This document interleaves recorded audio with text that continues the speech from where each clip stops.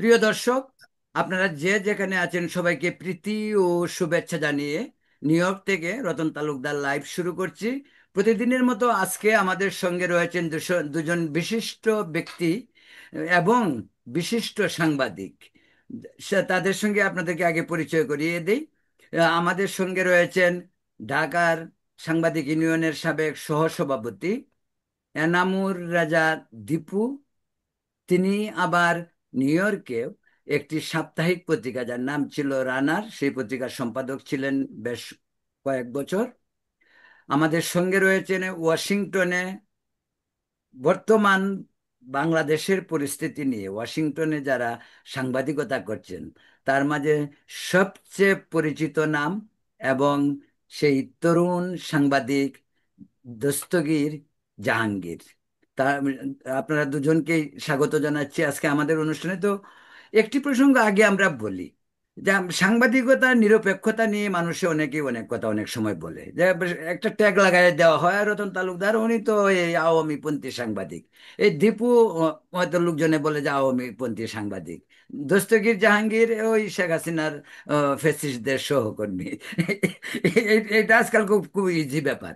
কিন্তু আমরা যদি খুব সেভাবে বলি, আমি আমি একটা কথা সবসময় বলি যে অফকোর্স যে দীপু ভাই আওয়ামী সমর্থক বা নিজকে কিভাবে আপনি পরিচিত করেন?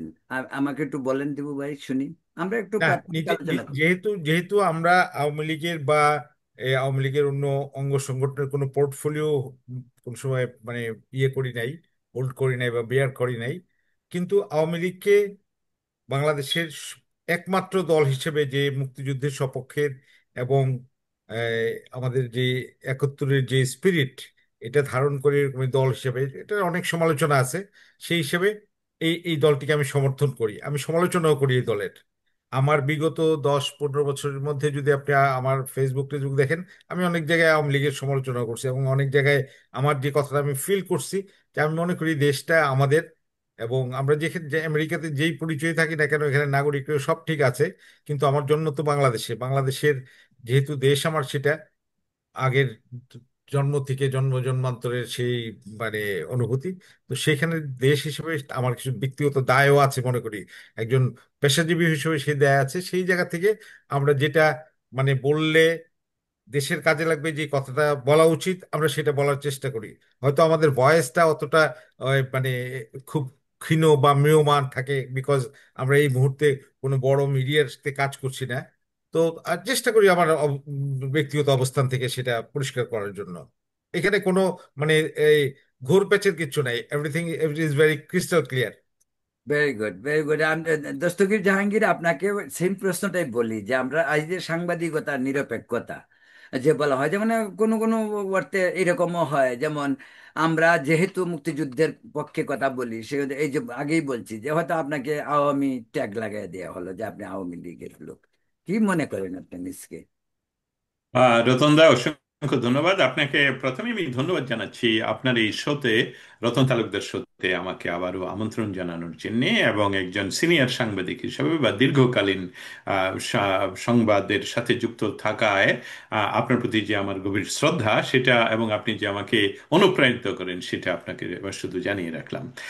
সাংবাদিকতা এবং নিরপেক্ষতা, নিরপেক্ষ জিনিসটা নিরপেক্ষ কেন সেটা আমাদের আগে মনে হয় বিশ্লেষণ করতে হবে। যেমন আমি যদি বলি রতন তালুকদার, উনি কি নিরপেক্ষ?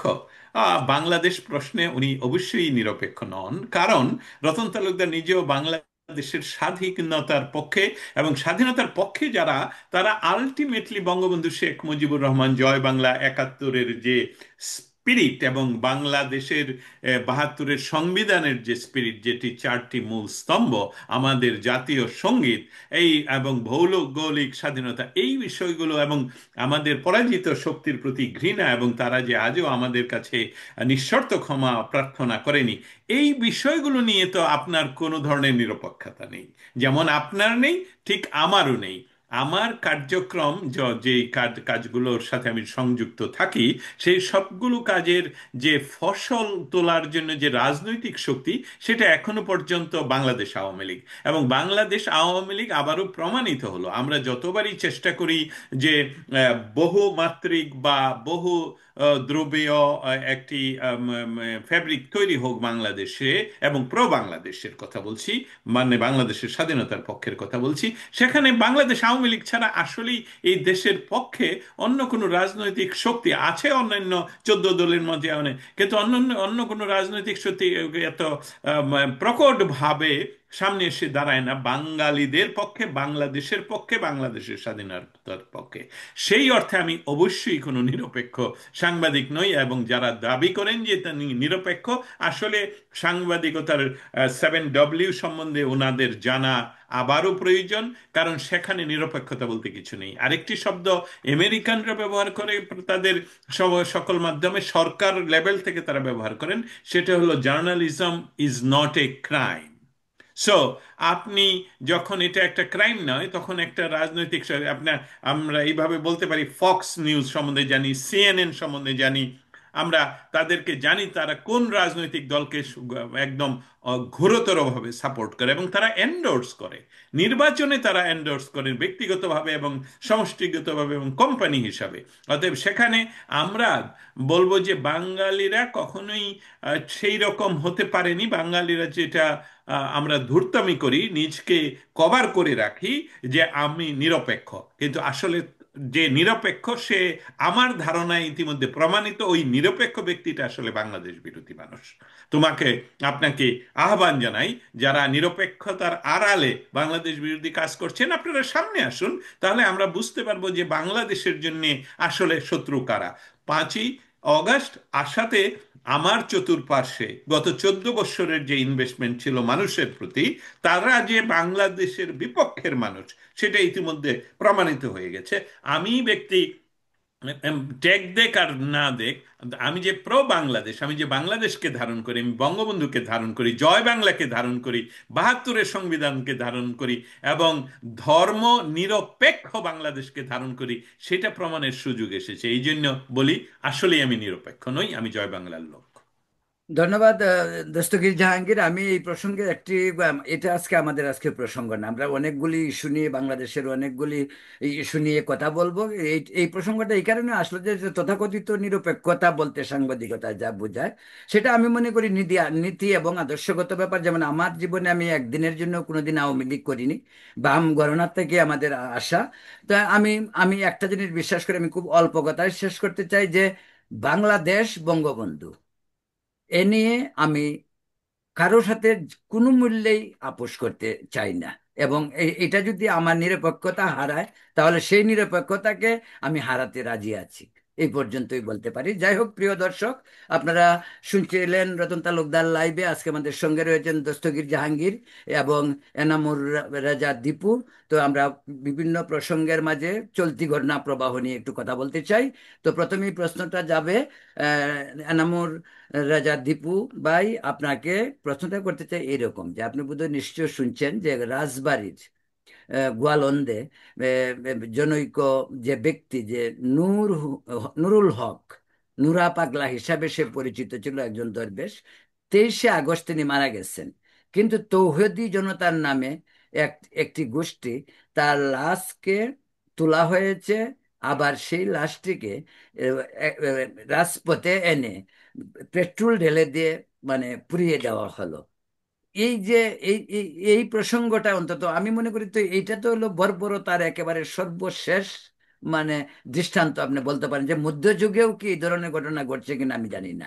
তো এই প্রসঙ্গ আজকের এই ডক্টর ইউনূসের রাজত্বে, একজন শান্তিতে নোবেল পাওয়া, তার রাজত্বে এই ঘটনা কি সংকেত দেয় আমাদেরকে? ধন্যবাদ আপনাকে। আপনি যাকে নুরুল হক বলতেছেন, এই নুরা পাগলাকে আমরা চিনি ধরেন আরো 40 বছর আগে থেকে। এই নুরা পাগলা ছিল হাইকোর্টের মাজারের এক অন্যতম চরিত্র। তাকে একবারে বাংলাদেশের সর্বোচ্চ আদালতের প্রধান বিচারপতি থেকে ধরে টোকাই আর বাকি মাঝের যা মানুষ যত লেভেলের আছে সবাই চিনতো নুরা পাগলাকে। নুরা পাগলা অনেকবার আপনার এই ভালো ভালো কাগজে আপনার খুব তাকে নিয়ে বড় বড় স্টোরি হয়েছে, বিভিন্ন টেলিভিশনে তাকে নিয়ে ইয়ে হয়েছে। তো আমি আজকে যে কথাটা ধরেন নুরু পাগলার কথা বলতেছি, নুরু পাগলা তার বাড়িতে তার কবর কিভাবে করবেন না করবেন এইটুকু স্বাধীনতা তো তার আছে। এটা কাবা শরীফের মতো করেছেন না কি করেছেন তার বাড়িতে, এটা নিয়ে যাদের এত আগ্রহ তারাই তো এই কাজটা করেছে। এবং আমি যতটুকু ফেসবুক এবং দেখছি, আমি রাজবাড়িতে একজন আমার বাবু মল্লিক নামে একজন ওখানকার সাংবাদিক আছে, আমি তাকে ধরতে পারতেছিলাম না, সে হয়তো খুব বিজি বা অন্য কারণে হোক। তো তাকে পেলে আমি আরো জানতে পারতাম ঘটনাটা কি। কিন্তু আমি দূরে থেকে 16,000 মাইল দূরে থেকে এইটুকু বুঝি যে এই উগ্রবাদী একটা রাজনীতি বাংলাদেশে মানে আপনার বিকশিত হচ্ছে, এবং এটাকে ধর্মীয় উগ্রবাদ, এই ধর্মীয় উগ্রবাদ একবারে লাগামহীন ভাবে যে বাংলাদেশে বিভিন্ন তৎপরতা চালাতে পারছে, এটারই একটি অংশ হলো নুরা পাগলা। এখন নুরা পাগলা যদি ধরেন একেবারে নিঃস্ব কেউ হতো, তাইলে হয়তো এই চিত্রটা আজকে অন্যরকম হতো।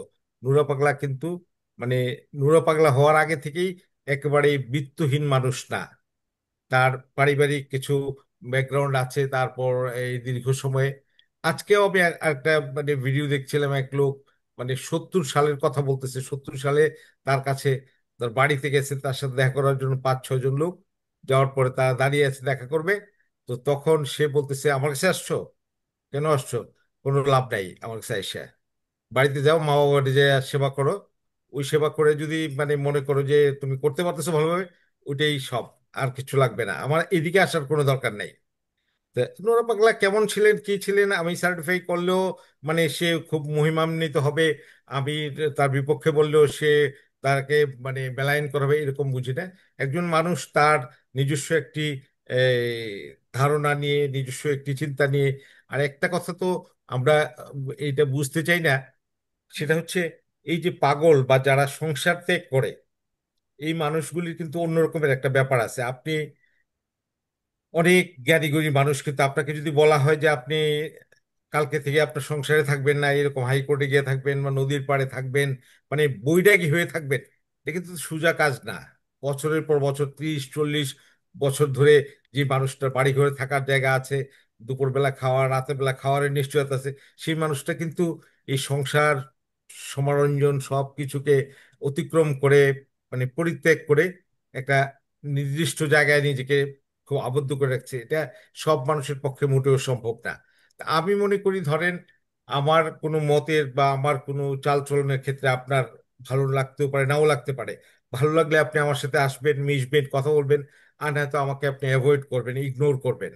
নুরা পাগলার যা ঘটনাই বলা হচ্ছে, এগুলি এই যে তৌহিদি জনতা, এটা তো গত 2 দশক ধরে বাংলাদেশে একটা আতঙ্কের নাম হলো তৌহিদি জনতা। এরা কারা?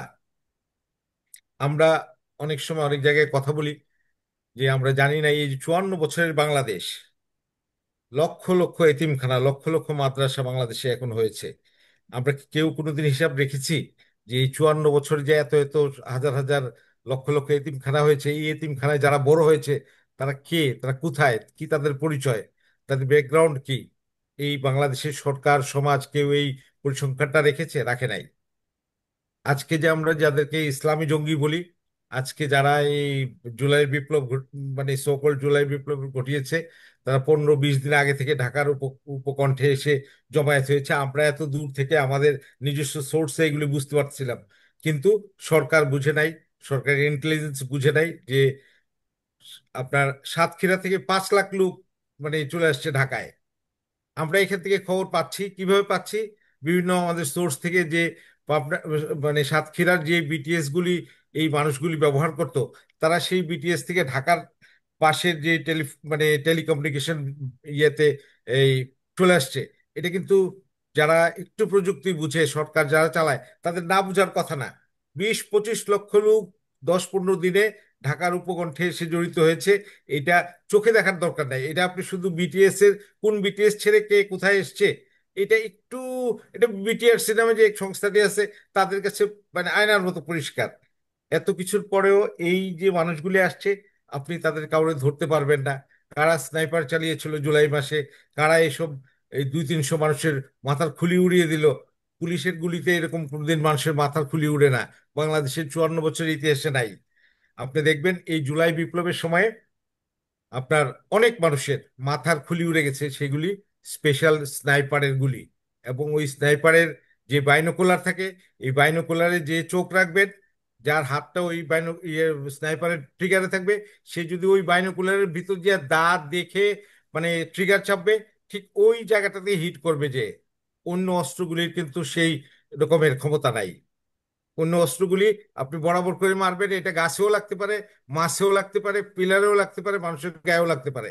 কিন্তু স্নাইপার দিয়ে যদি কাউকে আপনি শুট করতে চান, দূরত্ব যদি যতই হোক না কেন, আপনি ওই বাইনোকুলারের ভিতরে আপনার চোখ এবং আপনার হাত যদি ওই ট্রিগারে থাকে, তাহলে ওই লোকটা, টার্গেট পিপল উইল ডাই। এবং এটা মর্মান্তিক মৃত্যু। এবং যদি মাথার বরাবর করে মারা হয়, মাথার পুরো খুলি উড়ে যাবে।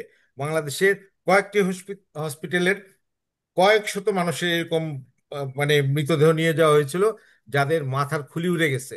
কিন্তু এগুলি তো কে মেরেছে, কোথায় মেরেছে, কারা মেরেছে, এগুলোর কোনো কিছু হয় নাই। পোস্টমর্টেম পর্যন্ত হয় নাই। কিন্তু জাতিসংঘ বলছে 1400, যারা এখন নেতৃত্ব দিচ্ছে এই সরকারের আশেপাশে, তারা বলছে 2000 3000 লোক মারা গেছে।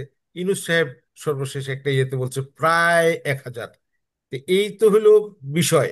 তো এই যে এই কথাটা বললাম, এই যে উগ্রবাদের বিকাশ, এটা কোনো সময় হয় না। আওয়ামী লীগের 16 বছর 17 বছর বলেন, এদেশের মানুষ মায়ের পেটে ছিল, এদেশের মানুষ অনেক শান্তিতে ছিল।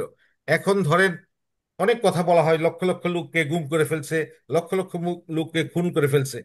এখন আমি যদি বলি যে ভুরুঙ্গুমারিতে আব্দুল আলী নাম বা আব্দুল রশিদ নামে একজন লোক খুন হয়েছে বা তাকে ক্রস ফায়ারে মারা হয়েছে, এটার সাথে শেখ হাসিনার ক্ষমতা, আওয়ামী লীগের ক্ষমতায় থাকা না থাকার কি জিনিস আসে যায়? সেখানে অনেক সমীকরণ থাকতে পারে। ব্যক্তিগত রেষারেষি হতে পারে, পুলিশের সাথে কোনো রকমের ঘটনা হতে পারে, প্রভাবশালী কেউ এটা করাতে পারে। কিন্তু দায় কিন্তু সরকারের কাছে আসছে। এবং সবগুলির ক্ষেত্রেই কিন্তু মামলা হয়েছে, পোস্টমর্টেম হয়েছে, এবং রেগুলার যে প্রসিডিউর থাকে আমাদের সিআরপিসি বিপিসি অনুযায়ী সবগুলি অ্যাকর্ডিংলি হয়েছে। কিন্তু তারপরে সব দায় আওয়ামী লীগের। আমি বলি যে সরকারে থাকে, দায় তার থাকে। কিন্তু এত বড় ঘটনা যে ঘটলো, এই যে সোকল বিপ্লব, যে বিপ্লবকে দিয়ে 71-কে প্রতিস্থাপিত করতে চায়, যে বিপ্লবকে দিয়ে, বিপ্লবের সনদ দিয়ে, ঘোষণাপত্র দিয়ে সংবিধানকে বদলে দিতে চায়, সেটার কিন্তু কোনো তদন্ত হলো না। আমরা ওই ডক্টর প্রসঙ্গে দীপু ভাই ওই প্রসঙ্গে আসতেছি, ওইটা টোটালি একটা অন্য প্রসঙ্গ, ওই প্রসঙ্গে আমরা আসবো। কিন্তু দস্তগীর জাহাঙ্গীর, আপনাকে সেই একই প্রশ্নটা যেটা দীপু ভাইকে প্রথম করেছিলাম, সেটা হলো যে এই যে এই যে মানুষ একটা লাশ তুলে লাশটাকে আগুনে পোড়ানো, এই বিষয়টিকে আপনি কিভাবে দেখছেন? এটা কি আইন শৃঙ্খলা পরিস্থিতির একেবারে গুরুতর অবনতি? কোনভাবে দেখছেন আপনি? অসংখ্য ধন্যবাদ। আমি খুব মনোযোগ দিয়ে শুনছিলাম আমার সহ আলোচকের কথা। কিন্তু একটি কথা এখানে, আমরা সরাসরি আপনার প্রশ্নের উত্তর দেয়া আমাদের যে দর্শক শ্রোতা তাদের জন্য একটু কঠিন হয়ে যাবে। যে মনে হবে যে আমরা কোনো ধরনের সরাসরি কাউকে অভিযুক্ত বা বিচার করে দিলাম, সেটা এরকম নয়। আমাদেরকে লক্ষ্য রাখতে হবে যে একটি সমাজ, একটি দেশ, একটি রাষ্ট্রকে যে একটি নির্দিষ্ট শাসন ব্যবস্থার অধীনে থাকতে হয়, এবং সেখানে সেই আইনের যে সুশাসন প্রতিষ্ঠা, বা আইনের শাসন সু না হোক, আইনের শাসন প্রতিষ্ঠা, সেই বিষয়টা থাকতে হবে। এবং আমরা যেটা লক্ষ্য করেছি, যেটা ইতিমধ্যে আমার সহ আলোচক দীপু ভাই বলেছেন, যে বাংলাদেশে আইনের শাসন ছিল। বাংলাদেশের মৌলিক পরিবর্তন এই আজকের যে ঘটনা, আজকের যে নুরা পাগলা হিসাবে যাকে আমরা চিনি, তার লাশ কবর থেকে তুলে পুড়িয়ে দেয়া, এইটার ভ্রূণ কিন্তু এরশাদ থেকে সৃষ্টি। কারণ এরশাদ প্রথম বাংলাদেশের সংবিধানে একটি রাষ্ট্রীয় ধর্ম, যেটা ওয়াহিবি আন্দোলনের অংশ বা তাদের টাকায়, সেটা নিয়ে অন্যদিন আলোচনা করা যাবে, যদি ওয়াহাবি আন্দোলন কি, সেখানে সৌদরা কেন ক্ষমতায় আসলো, ওয়াহাবি এবং সৌদদের সম্মিলন, এসব অনেক অনেক জিনিস। সেখান থেকেই বাংলাদেশে একটা পরিবর্তন জিয়াউর রহমানের সময় থেকে শুরু করা হলো, যে আমরা যে ধরনের আধ্যাত্মিক মানুষেরা বাংলাদেশে এসেছিল ধর্ম, তৎকালীন ভারতে এসেছিল ধর্ম প্রচারের জন্যে, তারা কিন্তু আসলে আরব দেশ থেকে আসেনি। তারা এসেছিলেন আমরা তখনকার পারস্য বা বর্তমান ইরান এই ধরনের অঞ্চল থেকে। এবং এদের মধ্যে যেমন সিলেটের দুই দুই দুই বড় মাজারের কথা বা পীরদের কথা আমরা জানি, তারাই এদেশে নিয়ে এসেছেন আসলে ইসলাম ধর্মটাকে। এবং পরবর্তীতে যখন ওয়াহিবি আন্দোলনের কথা আসলো বা তাদের প্রভাব পৃথিবীতে তারা টাকা দিয়ে প্রচার করা শুরু করলো, সেখানে বাংলাদেশ মানে বাংলাদেশের মানুষেরা বা ভারতবর্ষের মানুষেরা কথা আমরা যখন বিদায় নিই তখন শুরু করি বলা খুদা হাফেজ। আম, এখন এই শব্দদ্বয়ের নিয়ে আমরা আলাপ করলাম না, কিন্তু এই যে নতুন যে ওয়াহিবিজম, সেখানে এসে তারা খুদা হাফেজ আর বলা এটা চেঞ্জ করে দিল আল্লাহ হাফেজ। খুদা বলা যাবে না, খুদা আরবি শব্দ নয়, কিন্তু হাফেজ আবার কোন শব্দ? এনিওয়ে, সেইটারই ধারাবাহিকতায় এরশাদ এসে আমাদেরকে যে উপহার দিলেন, আমাদের গলায় একটা মালা ঝুলিয়ে দিলেন যে আমাদের রাষ্ট্রধর্ম আছে। পৃথিবীর অনেক অনেক আরবিয়ান কান্ট্রি যেখানে শতভাগ মুসলিম, সেখানেও রাষ্ট্রধর্ম নেই। তার পরবর্তীতে দেখলাম জিয়াউর রহমানের শাসন, জিয়াউর রহমানের বিএনপি মানে খালেদা জিয়ার শাসন আমলে শুধু উগ্রবাদের সেখানে চারণ ভূমি নয়, সেখানে উগ্রবাদকে লালন পালন করার জন্য সমস্ত ব্যবস্থা করা হলো। তারই ধারাবাহিকতায় যে উগ্রবাদ মানেই হলো যে চরম হিন্দুত্ববাদ বিরোধী, মানে হিন্দু হিন্দু বিরোধী, হিন্দুত্ববাদ বিরোধী হোক আর না হোক, হিন্দু বিরোধী মানে ভারত বিরোধী। এই ভারত বিরোধিতা একটা জঙ্গিবাদের অংশ হিসাবে একটা সরকারি রাষ্ট্রযন্ত্রকে ব্যবহার করা হলো বিএনপির আমলে। আমরা 10 ট্রাক অস্ত্রের কথা জানি, আমরা অনুপ চেটিয়ার কথা জানি, এসবগুলো কিন্তু আমরা অস্বীকার করলে হবে না যে সবগুলো হলো ক্রিয়া, যার প্রতিক্রিয়া, যার ফলাফলে আজকের নোরা পাগলার লাশ তুলে দেওয়া দেওয়া হয়। কারণ আমরা দেখেছি যে তারপরে একটা পালনের সময় আসলো। আমি কিন্তু পালংবাদের কথা বলছি না, আপনারা যাতে আবার তো পালনের সময় আসলো, কি দেখা গেল যে আমাদের দীর্ঘ সময় যে যে রাজনৈতিক শক্তি হাতে বাংলাদেশ থাকলে বাংলাদেশের মানুষ ভালো থাকে, তারাও কিন্তু সেই ব্যবস্থাগুলোকে পরিবর্তনের জন্যে কঠিনভাবে চেষ্টা করেননি, কারণ তারা ভোট ভাগের চেষ্টা করেছিল। কিন্তু তারই ফলশ্রুতিতে যে ঘটনা এখন পর্যন্ত ঘটছে, যে শেখ হাসিনা যেভাবে দেশকে শাসনে রাখতেন এবং আইনের প্রয়োগ করতেন, তাতে করে সাধারণ মানুষের আয় ছিল এবং উগ্রবাদকে তারা প্রায় কন্ট্রোল করতে পেরেছিলেন। প্রায় কন্ট্রোলের কথা এই জন্য বলছি, আমার সহ আলোচক উনিও ব্রাহ্মণবাড়িয়ার লোক। নাসির নগরের যে যে ঘটনা, সেই ঘটনা নিয়ে আমি সরাসরি সমালোচনা করে ওপেন চিঠি লিখি প্রধানমন্ত্রী শেখ হাসিনাকে। সেখানে আমি কিন্তু মেনশন করি, আমি নিজে এখন নিজে নিজকে আজকে আমি বলতে পারি আমি অনেকটাই তখন নোরা পাগলার মতন কথা বলছিলাম।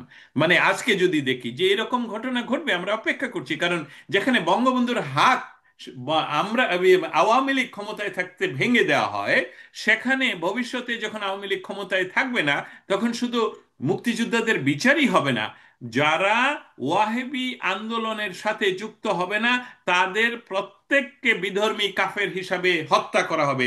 তারই ফলশ্রুতিতে আমরা দেখলাম এই ধর্মীয় উগ্রবাদ গত 12 মাসে এত প্রচণ্ড, কারণ তারা মনে করছে যে সেই যে হিন্দু বিরোধী, অর্থাৎ 1905 সনে বঙ্গভঙ্গ আন্দোলনের যে মৌলিক ভ্রূণ, যে মুসলমান, এবং সেই মুসলমান কিন্তু তারা যারা মনে করেছিল যে মুসলমানদের জন্য আলাদা রাষ্ট্র, এবং সেখানে কিন্তু বলা হয় নাই সাম্যবাদী রাষ্ট্র, সেখানে কিন্তু বলা হয় নাই গণতান্ত্রিক রাষ্ট্র, সেখানে কিন্তু বলা হয় নাই যে এটা ধর্মনিরপেক্ষ রাষ্ট্র, এটা মুসলমানদের। অতএব এই ভ্রূণটা খুব, যদিও সকল মুসলমানদের বিরুদ্ধে এটা যাচ্ছে না, কিন্তু এই ধর্মীয় উগ্রবাদেরা, উগ্রবাদী মানুষেরা মনে করে যে তাদের বাইরে যারা আছে তারা সকলেই শব্দটা বলে কাফের বা বিধর্মী।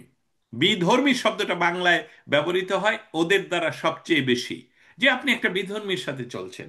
অতএব এই যে নোরা পাগলা, যার উদাহরণ আমার দীপু ভাই ভালো করে ইয়ে করলেন, এক্সপ্লেইন করলেন, এবং হাইকোর্টের মাজার থেকে আরম্ভ করে বাংলাদেশের, বাংলাদেশ বা এই অঞ্চলের যে ইসলাম ইসলাম প্রচারই আসে, আবারও বলছি একই কথা, এবং তাদের বিরুদ্ধে এই ওয়াহাবি আন্দোলনটা, ওয়াহাবিদের পয়সায় বাংলাদেশে এটা প্রকটভাবে গত 20-25, বা আমি এমনকি বলবো যে এরশাদের আমল থেকে এটা প্রচণ্ডভাবে প্রতিষ্ঠিত করার চেষ্টা করেছিল।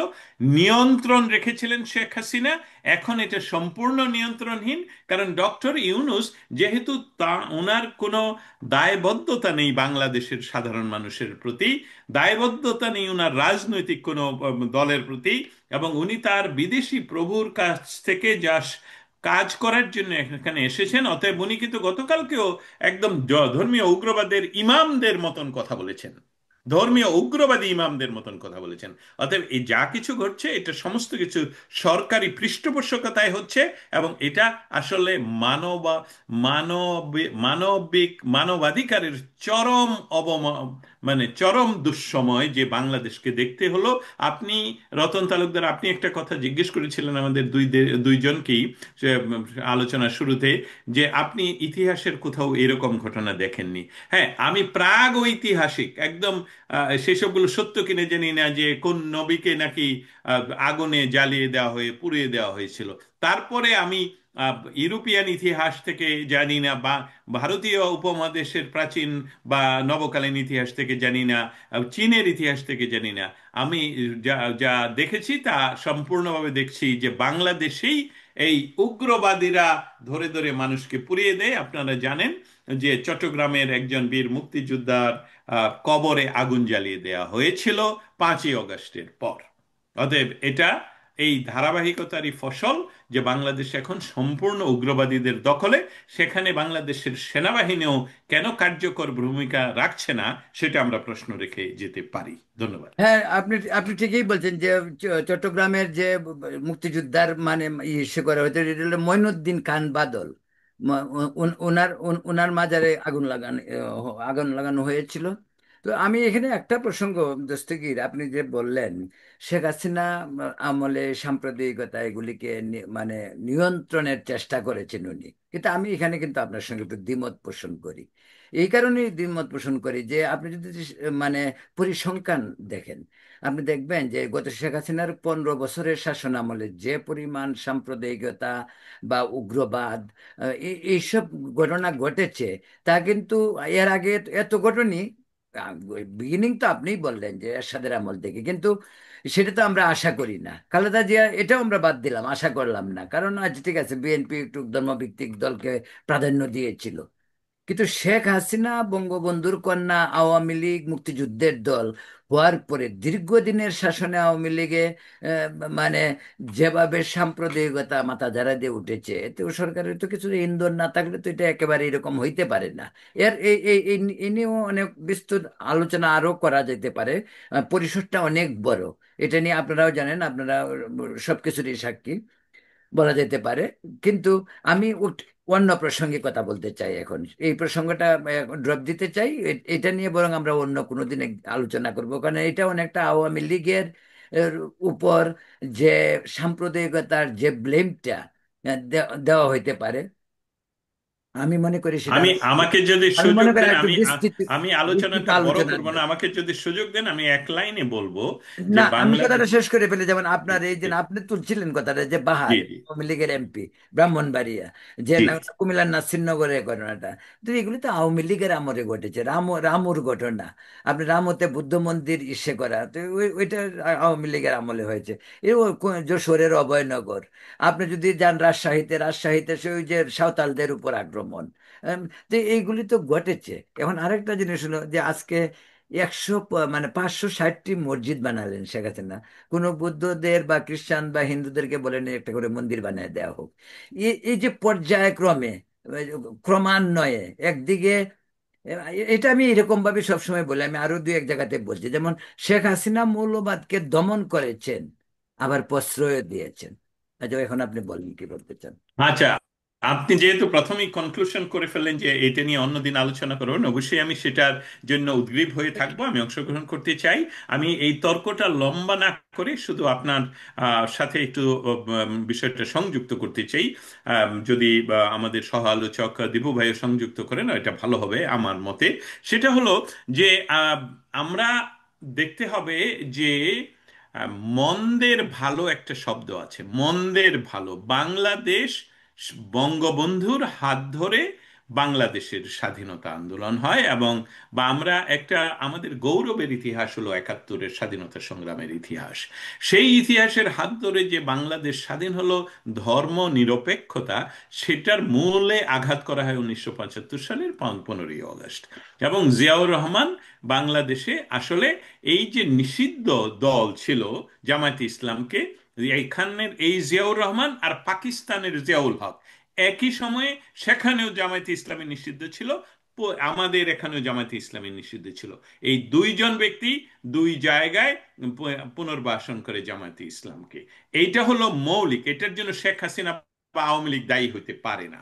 এবং তাদেরকে গণতান্ত্রিক আপনারা জানেন যে বাংলাদেশের যেখানে যেখানে এখন এই লাস্ট আমি জানি না, বা আমি এখন আর এর লক্ষ্য রাখি না, সেটা হলো যে বাংলাদেশে ধীরে ধীরে এই মৌলবাদের চারণভূমি তৈরি হওয়ার পিছনে রাষ্ট্রীয় ধর্ম, জিয়াউর রহমানের শাসন, বিএনপির লং টাইমের শাসন, ওয়াহেবি আন্দোলন এবং পয়সা, যেসবগুলো দিয়ে সবসময় আওয়ামী লীগ তথা বাংলাদেশের স্বাধিকার আন্দোলনের পক্ষের শক্তিকে কখনোই যাতে ক্ষমতায় না আসতে পারে সেইটার ব্যবস্থা করা হয়েছিল। তার থেকে উত্তরণের জন্য যে এই 85% বাঙালি মুসলমানের দেশ বাংলাদেশ, সেখানে কিভাবে ভোটের রাজনীতিতে আমার মনে হয় আওয়ামী লীগের যে নামে যে কথাগুলো আসে, সেই কথা আমরা একদিন আলাপ করব। তবে বাংলাদেশে যে জিয়াউর যে যে বিএনপির আমলে 65 অথবা 68, শুধু মুন্সিগঞ্জ বাদে সমস্ত জেলায় যে বোমা বর্ষণ করে যে উগ্রবাদীরা, সেটাকে দমন করে শূন্যতে নিয়ে আসে বাংলাদেশের প্রধানমন্ত্রী বা আওয়ামী লীগের প্রধানমন্ত্রী বা বাংলাদেশের মানুষের আচ্ছা, প্রধানমন্ত্রী। এটা এটা কিন্তু এটা আমি কিন্তু এটা বলে শেষ করতে চাই যে কোন সমস্ত কিছুর আলোর নিচে ছায়া থাকবেই, কয়েনের দুই পৃষ্ঠা থাকবেই। তবে বাংলাদেশ সত্যি সত্যি ভালো ছিল, এবং ভবিষ্যতেও। এখন মানুষ আবারও বলে যে আমরা ভালো ছিলাম, সেই যে যে শেখ হাসিনার নামে বলা হয়, বা উনি করেছেন মুসলমানদের জন্য, উনি মসজিদ করেছেন। আমি দস্তগীর জাহাঙ্গীরও প্রশ্ন তুলেছিলাম যে এই হিন্দু বৌদ্ধ খ্রিস্টান এই সম্মিলিত পরিষদ, সেখানে মুসলমান নাই কেন? কেন মুসলমান থাকবে না? আমি একজন মুসলমান, আমি এটার অংশ হতে চাই। কারণ আমরা আমরা সম্মিলিতভাবে বাংলাদেশটাকে, মুসলমানবিহীন বাংলাদেশ তো চাই না। এবং মুসলমান সহ বাংলাদেশকে ধর্মনিরপেক্ষ বাংলাদেশ চাই, এবং সেটা আওয়ামী লীগ দ্বারাই সম্ভব। ধন্যবাদ অসংখ্য আপনাকে। ধন্যবাদ রতন দা। হ্যাঁ, ধন্যবাদ আপনাকে। আরেকটা বিষয়ে ধন্যবাদ, লাস্টে যেটা বলেন আপনি যে হিন্দু বৌদ্ধ খ্রিস্টান ঐক্য পরিষদ, আমি নিজে একাধিকবার মেজর জেনারেল সিয়াদ দত্ত, যিনি এর প্রেসিডেন্ট ছিলেন, আমি উনাকে একাধিকবার ওনার সাক্ষাৎকারে ওনাকে আমি বলছিলাম, জিজ্ঞাসা করছি যে কেন এখানে মুসলিম নেই। মুসলিম থাকলে কেন, আমরা যদি প্রগতিশীল মুসলিমদের সঙ্গে নিয়েই বাংলাদেশে হিন্দু সমস্যা হিন্দু সাম্প্রতিক হলেই তো কথা, প্রগতিশীল না, বৌদ্ধিস্ট হলেই তো প্রগতিশীল না, না খ্রিস্টান সেটাই, হলেই তো প্রগতিশীল না, না সেটাই তাদেরকে মুসলিম হলেই সঙ্গে নিয়ে প্রগতিশীল বিশেষ না। বিশেষ আমাদের প্রগতিশীল সংগঠন হিসাবে এটাকে আজও, এবং রতনদা, এটা কিন্তু ভ্যালিড আজকের জন্য। এটা হিন্দু বৌদ্ধ ঐক্য পরিষদ থাকতে পারবে না। এটা বাংলাদেশের হলে এখানে মুসলমানও থাকতে আচ্ছা হবে, ওইটা সম্মিলিতভাবে এটা কাজ এটা করতে আপনি হবে। ধরেন, এটা আমি আপনি আমরা মনে করতে পারি তাদের যুক্তিটাও, তাদেরও একটা যুক্তি আছে। যেমন ঐক্য পরিষদের সিয়াদত নিজেও বলছেন যে দেখুন, আমরা এটা করার উদ্দেশ্য 88-এ যখন এরশাদ রাষ্ট্রধর্ম করলেন, তখন আমরা একটা দ্বিতীয় শ্রেণীর নাগরিকে পরিণত হলাম বিভিন্নভাবে। তো আমরা এখানে মুসলিম নাই এই কারণে যে সাফারারে ভিকটিমটাকে, ভিকটিম হিন্দু বৌদ্ধ খ্রিস্টান আদিবাসী। তো আপনি যেহেতু অস্বীকার করছেন, ভিকটিম আমরা, আপনি আপনি ভিকটিম অস্বীকার আমরা করছেন আমি দস্তগীর আমরা জাহাঙ্গীর তাদের একজন সঙ্গে সাফারার। আমি কিন্তু দস্তগীর জাহাঙ্গীর না একটা আপনি সাফারার, অতএব আমি আমি শুধু মুসলমান হওয়াতে আমি ওই আন্দোলনে যোগদান করতে পারবো না। I am not with that. না, আমি আপনার সঙ্গে ওটাতে একমত। আমি সেটা বলতে পারি যে এখন তো এখন তো বাংলাদেশে মানে যে দীপু ভাই আছে, উনি যদি বলেন মুক্তিযুদ্ধের পক্ষের লোক, উনিও সংখ্যালঘু। কারণ এখন তো পরিস্থিতিটা এরকমই হয়েছে যে মানে যেই মুক্তিযুদ্ধের পক্ষে বলবে সেই হইল সংখ্যালঘু। যাই হোক, এটা আজকে আমাদের ইস্যু না, এটা খুব চমৎকার ইস্যু। আমরা পরবর্তী একদিন আমরা তিনজনে এই প্রসঙ্গটা নিয়ে কথা বলবো, সাম্প্রদায়িকতা এবং বৈষম্য, উম, হিন্দু বৌদ্ধ খ্রিস্টান এই সমস্ত নিয়ে আমরা পুরো কথা বলবো আজকে। আমরা আর একটু প্রসিদ্ধ হই, ইতিমধ্যে আমাদের অনেক সময় হয়েছে। এখন প্রশ্ন যেটা বলবো, প্রথম প্রশ্নটা আমি শেখে করি, মানে দীপু ভাইকে, পরে আসবো দস্তগীর জাহাঙ্গীরের কাছে। সেটা হলো 24-এর 5 থেকে আজকের দিন পর্যন্ত, ধরেন মোরলেস 14 মাসের কাছাকাছি, ইউনূস যখন সরকার গঠন করে তখন মানুষের মনে যে একটা উদ্দীপনা আসা, কেন, যে নোবেল বিজয়ী হয়তো এরকম একটা কিছু হইতে পারে। কিন্তু আস্তে আস্তে এরকম পর্যায়ে আজকে আসছে, যেখানে কালকে যদি ইউনূস সাহেব চলে যায় কেউ কিন্তু বলবে না, না না প্লিজ আপনি যায়েন না, আপনি আপনি থাকেন, এই কথা কেউ বলবে না। এক ধরনের ব্যর্থ সরকারই কিন্তু আজকাল বলা হচ্ছে। ঢাকার যে টকশোতে বিভিন্ন জনের কথা শুনি, কিন্তু মনে হয় যে উনি পুরোপুরিভাবে এই সরকারটা ব্যর্থ। আপনি কি মনে করেন? আমাকে বলছেন? হ্যাঁ। আমি আমিও ধরেন এই রাষ্ট্রের যে পরিবর্তন হলো, জুলাই বিপ্লব হলো, আমি যেটাকে যেভাবে ডিফাইন করুক, আমরাও মনে করেছিলাম যে ডক্টর ইউনূসকে দূর থেকে আমরা যে হিমালয়ের মতো বড় একটা মানুষ মনে করতাম, আমি বা আমার মতো অন্য সাধারণ মানুষরা, সেই ভুলটা মানুষের ভাঙছে। এই 11 মাস 12 মাসের কথা বললেন, হ্যাঁ, এই গত ঈদের সময়ও ডক্টর ইউনূস সাহেব যখন একটা কোন ঈদগাতে গেছেন, কিছু কিছু লোক এটা মানে মেকিংই ছিল, সবাই বলে যে আপনাকে আর 5 বছর থাকতে হবে, 7 বছর থাকতে হবে, 10 বছর থাকতে হবে। এখন কেউ বলবে না। এটা কি লোকজনের স্বতঃস্ফূর্ত ভাবে বলছে, না আগে শিখাই দেওয়া হ্যাঁ, হয়েছিল যে এইটা হইতে এইটা পারত? এইটা খুবই স্বাভাবিক। আচ্ছা, হ্যাঁ। আমরা যদি ডক্টর ইউনূস সাহেবের মানে এই বায়োগ্রাফিটা দেখি, উনি কি, উনি বাংলাদেশে চট্টগ্রাম বিশ্ববিদ্যালয়ের একজন শিক্ষক ছিলেন। আমার খুব ঘনিষ্ঠ একজন মানুষও সেখানে, উনি যখন শিক্ষক ছিলেন তখন ওই ইকোনমিক্স ডিপার্টমেন্টের চেয়ারম্যান ছিলেন। ওনার সম্বন্ধে আমি জানি ব্যক্তিগতভাবে। আর উনি বাকি সময়টা কি করছেন, এই গ্রামীণ ব্যাংকের এমডি ছিলেন। উনি গ্রামীণ ব্যাংকের যে এমডি, এই কথাও কিন্তু সাধারণ মানুষ জানছে। যখন শেখ হাসিনা ওই যে বাংলাদেশ ব্যাংকের যে রুলস অনুযায়ী তাকে 60 বছরের পরে তার মানে তাকে অবসর গ্রহণের জন্য চিঠি দেওয়ার পর উনি এটা করবেন না, যে এটা অন্য ব্যাংকের মতো না, শিডিউল ব্যাংক না। সব শিডিউল ব্যাংকের মতো উনি সুযোগ নেবেন, ওইখানে এমডি হবেন, চেয়ারম্যান হবেন, সবটা হবেন। কিন্তু উনার যখন মানে বয়স পূর্তির জন্য পদত্যাগ করতে হবে, ওই জায়গায় উনি করবেন না। তো উনার এই যে টোটাল লাইফ স্প্যানের মধ্যে আমরা যদি দেখি, ওই বিশ্ববিদ্যালয়ের শিক্ষকতা ছাড়া আর বাকি কোনো প্রশাসনিক কোনো অভিজ্ঞতা ওনার নাই। গ্রামীণ ব্যাংকটা কি, 60-70 জন মহিলাদের একটা বোর্ডের মতো আছে। ওই 60-70 জনের একজনকে যদি আপনার র্যান্ডম স্যাম্পলিং এর মতো ধরে এনে একটা ইন্টারভিউ করেন, ইয়ের সামনে দাঁড়া করান, জিজ্ঞেস করেন যে গ্রামীণ ব্যাংক কি, তোমার কি কি ভূমিকা, সে কিছু বলতে পারবে না। আপনি দেখেন না, আমরা বিভিন্ন রাজনৈতিক সব সভায় অনেক ভাড়া করা লোক যখন আসে, বলে কার জন্য আসছেন, বলে তো জানি না কার জন্য আসছি, মানে উল্টাপাল্টা নাম বলে। হ্যাঁ, এই পয়সা পাইছে আসছি। হ্যাঁ, পয়সা আমার পয়সা দিছে আসছি। তো রাইট। ঠিক এরকম কিছু লোক আছে, তাদেরকে কিছু সুযোগ সুবিধা দেওয়া হয়, আর বাকি সবটাই হলো উনার। আবার বাংলাদেশের একজন সাংবাদিক নিয়ে আমরা অনেক বিতর্ক করেছি, যে Naimul Islam Khan, he was the only journalist in Bangladesh, যে এই ইউনূস সাহেবের সব ঝাড়ি ঝুড়ি নিয়ে রীতিমতো অনেক মাস গবেষণা করেছিলেন। আমি একটা পরিষ্কার কথা বলি, আপনারা দুজনকে আমি সেটা লিংক দিয়ে, আমার কাছে সেটার ভিডিও আছে। এই গ্রামীণ ব্যাংক যখন প্রতিষ্ঠিত হয় চিটাগাঙ্গের জুবরা গ্রাম থেকে, পরবর্তীতে এটাকে প্রথম কৃষি ব্যাংক, 100 কোটি টাকার একটা লোন লোন দিছে। দেয়। হুম। এই 100 কোটি টাকা লোন দেওয়ার সময় যেই কথাবার্তাগুলি ছিল, এই আপনার এটার একটা বাইলজ তৈরি করে, সেখানে বলা ছিল যে প্রত্যেক মানুষকে 2,000 টাকা করে দিতে পারবে তারা লোন, এবং সে কি করবে এটা আগে এনশিওর হয়ে দিবে। মানে আপনি লোন একজন আসলো আর দিয়ে দিবে এরকম না। ঠিক ওই সময় ওই 100 কোটি টাকা থেকে ডক্টর ইউনূস সাহেব গ্রামীণ ব্যাংকের এমডি হিসেবে মানে পদ দখল করে, তার পারিবারিক একটা ব্যবসা প্রতিষ্ঠান আছে, যে প্রিন্টিং প্রেস এখনো আছে। এটা তখন আপনার সিক হয়ে গেছিল এবং এটা দেউলিয়া হওয়ার মতো। উনি নিজে এদিকে ব্যাংকের এমডি, আবার ওই যে আপনার প্রিন্টিং প্রেস, নামটা আমার ঠিক এই মুহূর্তে মনে নেই, আমার কাছে একটা ভিডিওটা আছে। তো ওইটাকে 9 কোটি টাকা দিচ্ছেন, যেটা একবারে ভায়োলেশন, একবারে। মানে গ্রামীণ ব্যাংকের শুরুতে উনি কত বড় ধুরন্ধর কাজটা করছেন। একদিকে উনি ব্যাংকের এমডি হিসেবে সই করেছেন, আবার ওই যে প্রতিষ্ঠানটি তার বাবার প্রতিষ্ঠানকে লোন দিছে, ওই প্রতিষ্ঠানের গ্রহীতা হিসেবে উনি টাকা গ্রহণ করেছেন। মানে যেটা হলো চরম লঙ্ঘন সব নিয়ম নীতির। তারপরেও কিন্তু বাংলাদেশে অনেক অনেক দিন এই গ্রামীণ ব্যাংক করেছে। আপনি গ্রামীণ ফোন যখন করে শেখ হাসিনা, তখন এটা ডক্টর ইউনূস নিজেও বিভিন্ন ইন্টারভিউতে বলেছেন যে আমি এক কাপ চাও কাউকে খাওয়াইতে হয় নাই। বাংলাদেশ রেলওয়ের ফাইবার অপটিক, যেটা অন্য যে কোনো কোম্পানিকে দিলে কয়েকশো কোটি টাকার রাষ্ট্রের লাভ হতে পারত, সেটা পর্যন্ত গ্রামীণ ব্যাংক, গ্রামীণ ফোনকে দেওয়া হয়েছে এই কারণে যে এটা সত্যি সত্যি গ্রামের মানুষের কাছে যাক। ফোনটা কিন্তু গ্রামের মানুষের কাছে গেছে। এবং আগে যে সিটি সেল মুর্শেদ খানের ছিল, 2 লাখ 3 লাখ টাকা লাগতো একটা বড় ফোন নিতে। এটা ছিল বড় লোকদের ফোন, কথা বললেও 10 টাকা মিনিট, মানে কেউ ফোন করলেও 10 টাকা মিনিট, এরকম মনোপলি বিজনেস ছিল। ওই জায়গা থেকে তাকে করা হয়েছে।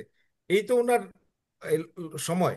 আর উনি যে এইসব আপনার নোবেল প্রাইজ পেলেন, উনি করছেন ক্ষুদ্র ঋণ নিয়ে কাজ করছেন, মাইক্রো ক্রেডিট। উনি ইয়ে পাইছেন শান্তিতে নোবেল পুরস্কার। উনি তো শান্তির কোনো পদযাত্রায় কোনোদিন পা রাখেন নাই, উনি কোনোদিন শহীদ মিনারে যান নাই। এই কথাগুলি পুরানো, তারপর আমি বলছি যে উনি কোনোদিন জাতীয় স্মৃতিসৌধে যান নাই। উনাকে কোনো শান্তির কোনো সমাবেশে কোনোদিন কেউ দেখেছে বলতে পারবে না। তাহলে উনার ব্যক্তিগতভাবে এই যে কাজ করলেন এক জায়গায়, নোবেল পেলেন আরেক বিষয়ের উপরে। আচ্ছা, এই বিষয়গুলো আমরা না পরে না, হ্যাঁ পরে না না, আবার আমি একে শেষ করে দিচ্ছি। বলবো। হ্যাঁ। যে এই এই যে পুরো জায়গাটাই একটা মানে ফাঁকিবাজি। এবং উনি সব সময় দেখবেন এটা ট্যাক্স মাফ করার জন্য ওইখানে দান করতেছেন, ওইখানে মানে জমা দিতেছেন, এরকম করছেন। এগুলো কেউ দেখভাল করে নাই।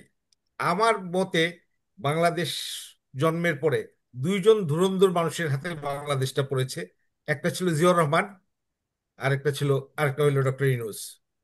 আজকে আমি অনেক দিন আগের একটা রেকর্ড, জাতীয় সংসদে তুফাইল আহমেদ বলছিল যে 1975 সালের জুন মাসের 23শে জুন জিয়াউর রহমান তাকে ফোন করে যে আমি একটু বঙ্গবন্ধুর সাথে দেখা করতে চাই। তো বঙ্গবন্ধুকে উনি যা বলেন যে আমি, জিয়াউর রহমান ফোন করছিল, আপনার সাথে দেখা করতে চাই, কি করব? তো বলে ডাকো, আসুক। আসছে।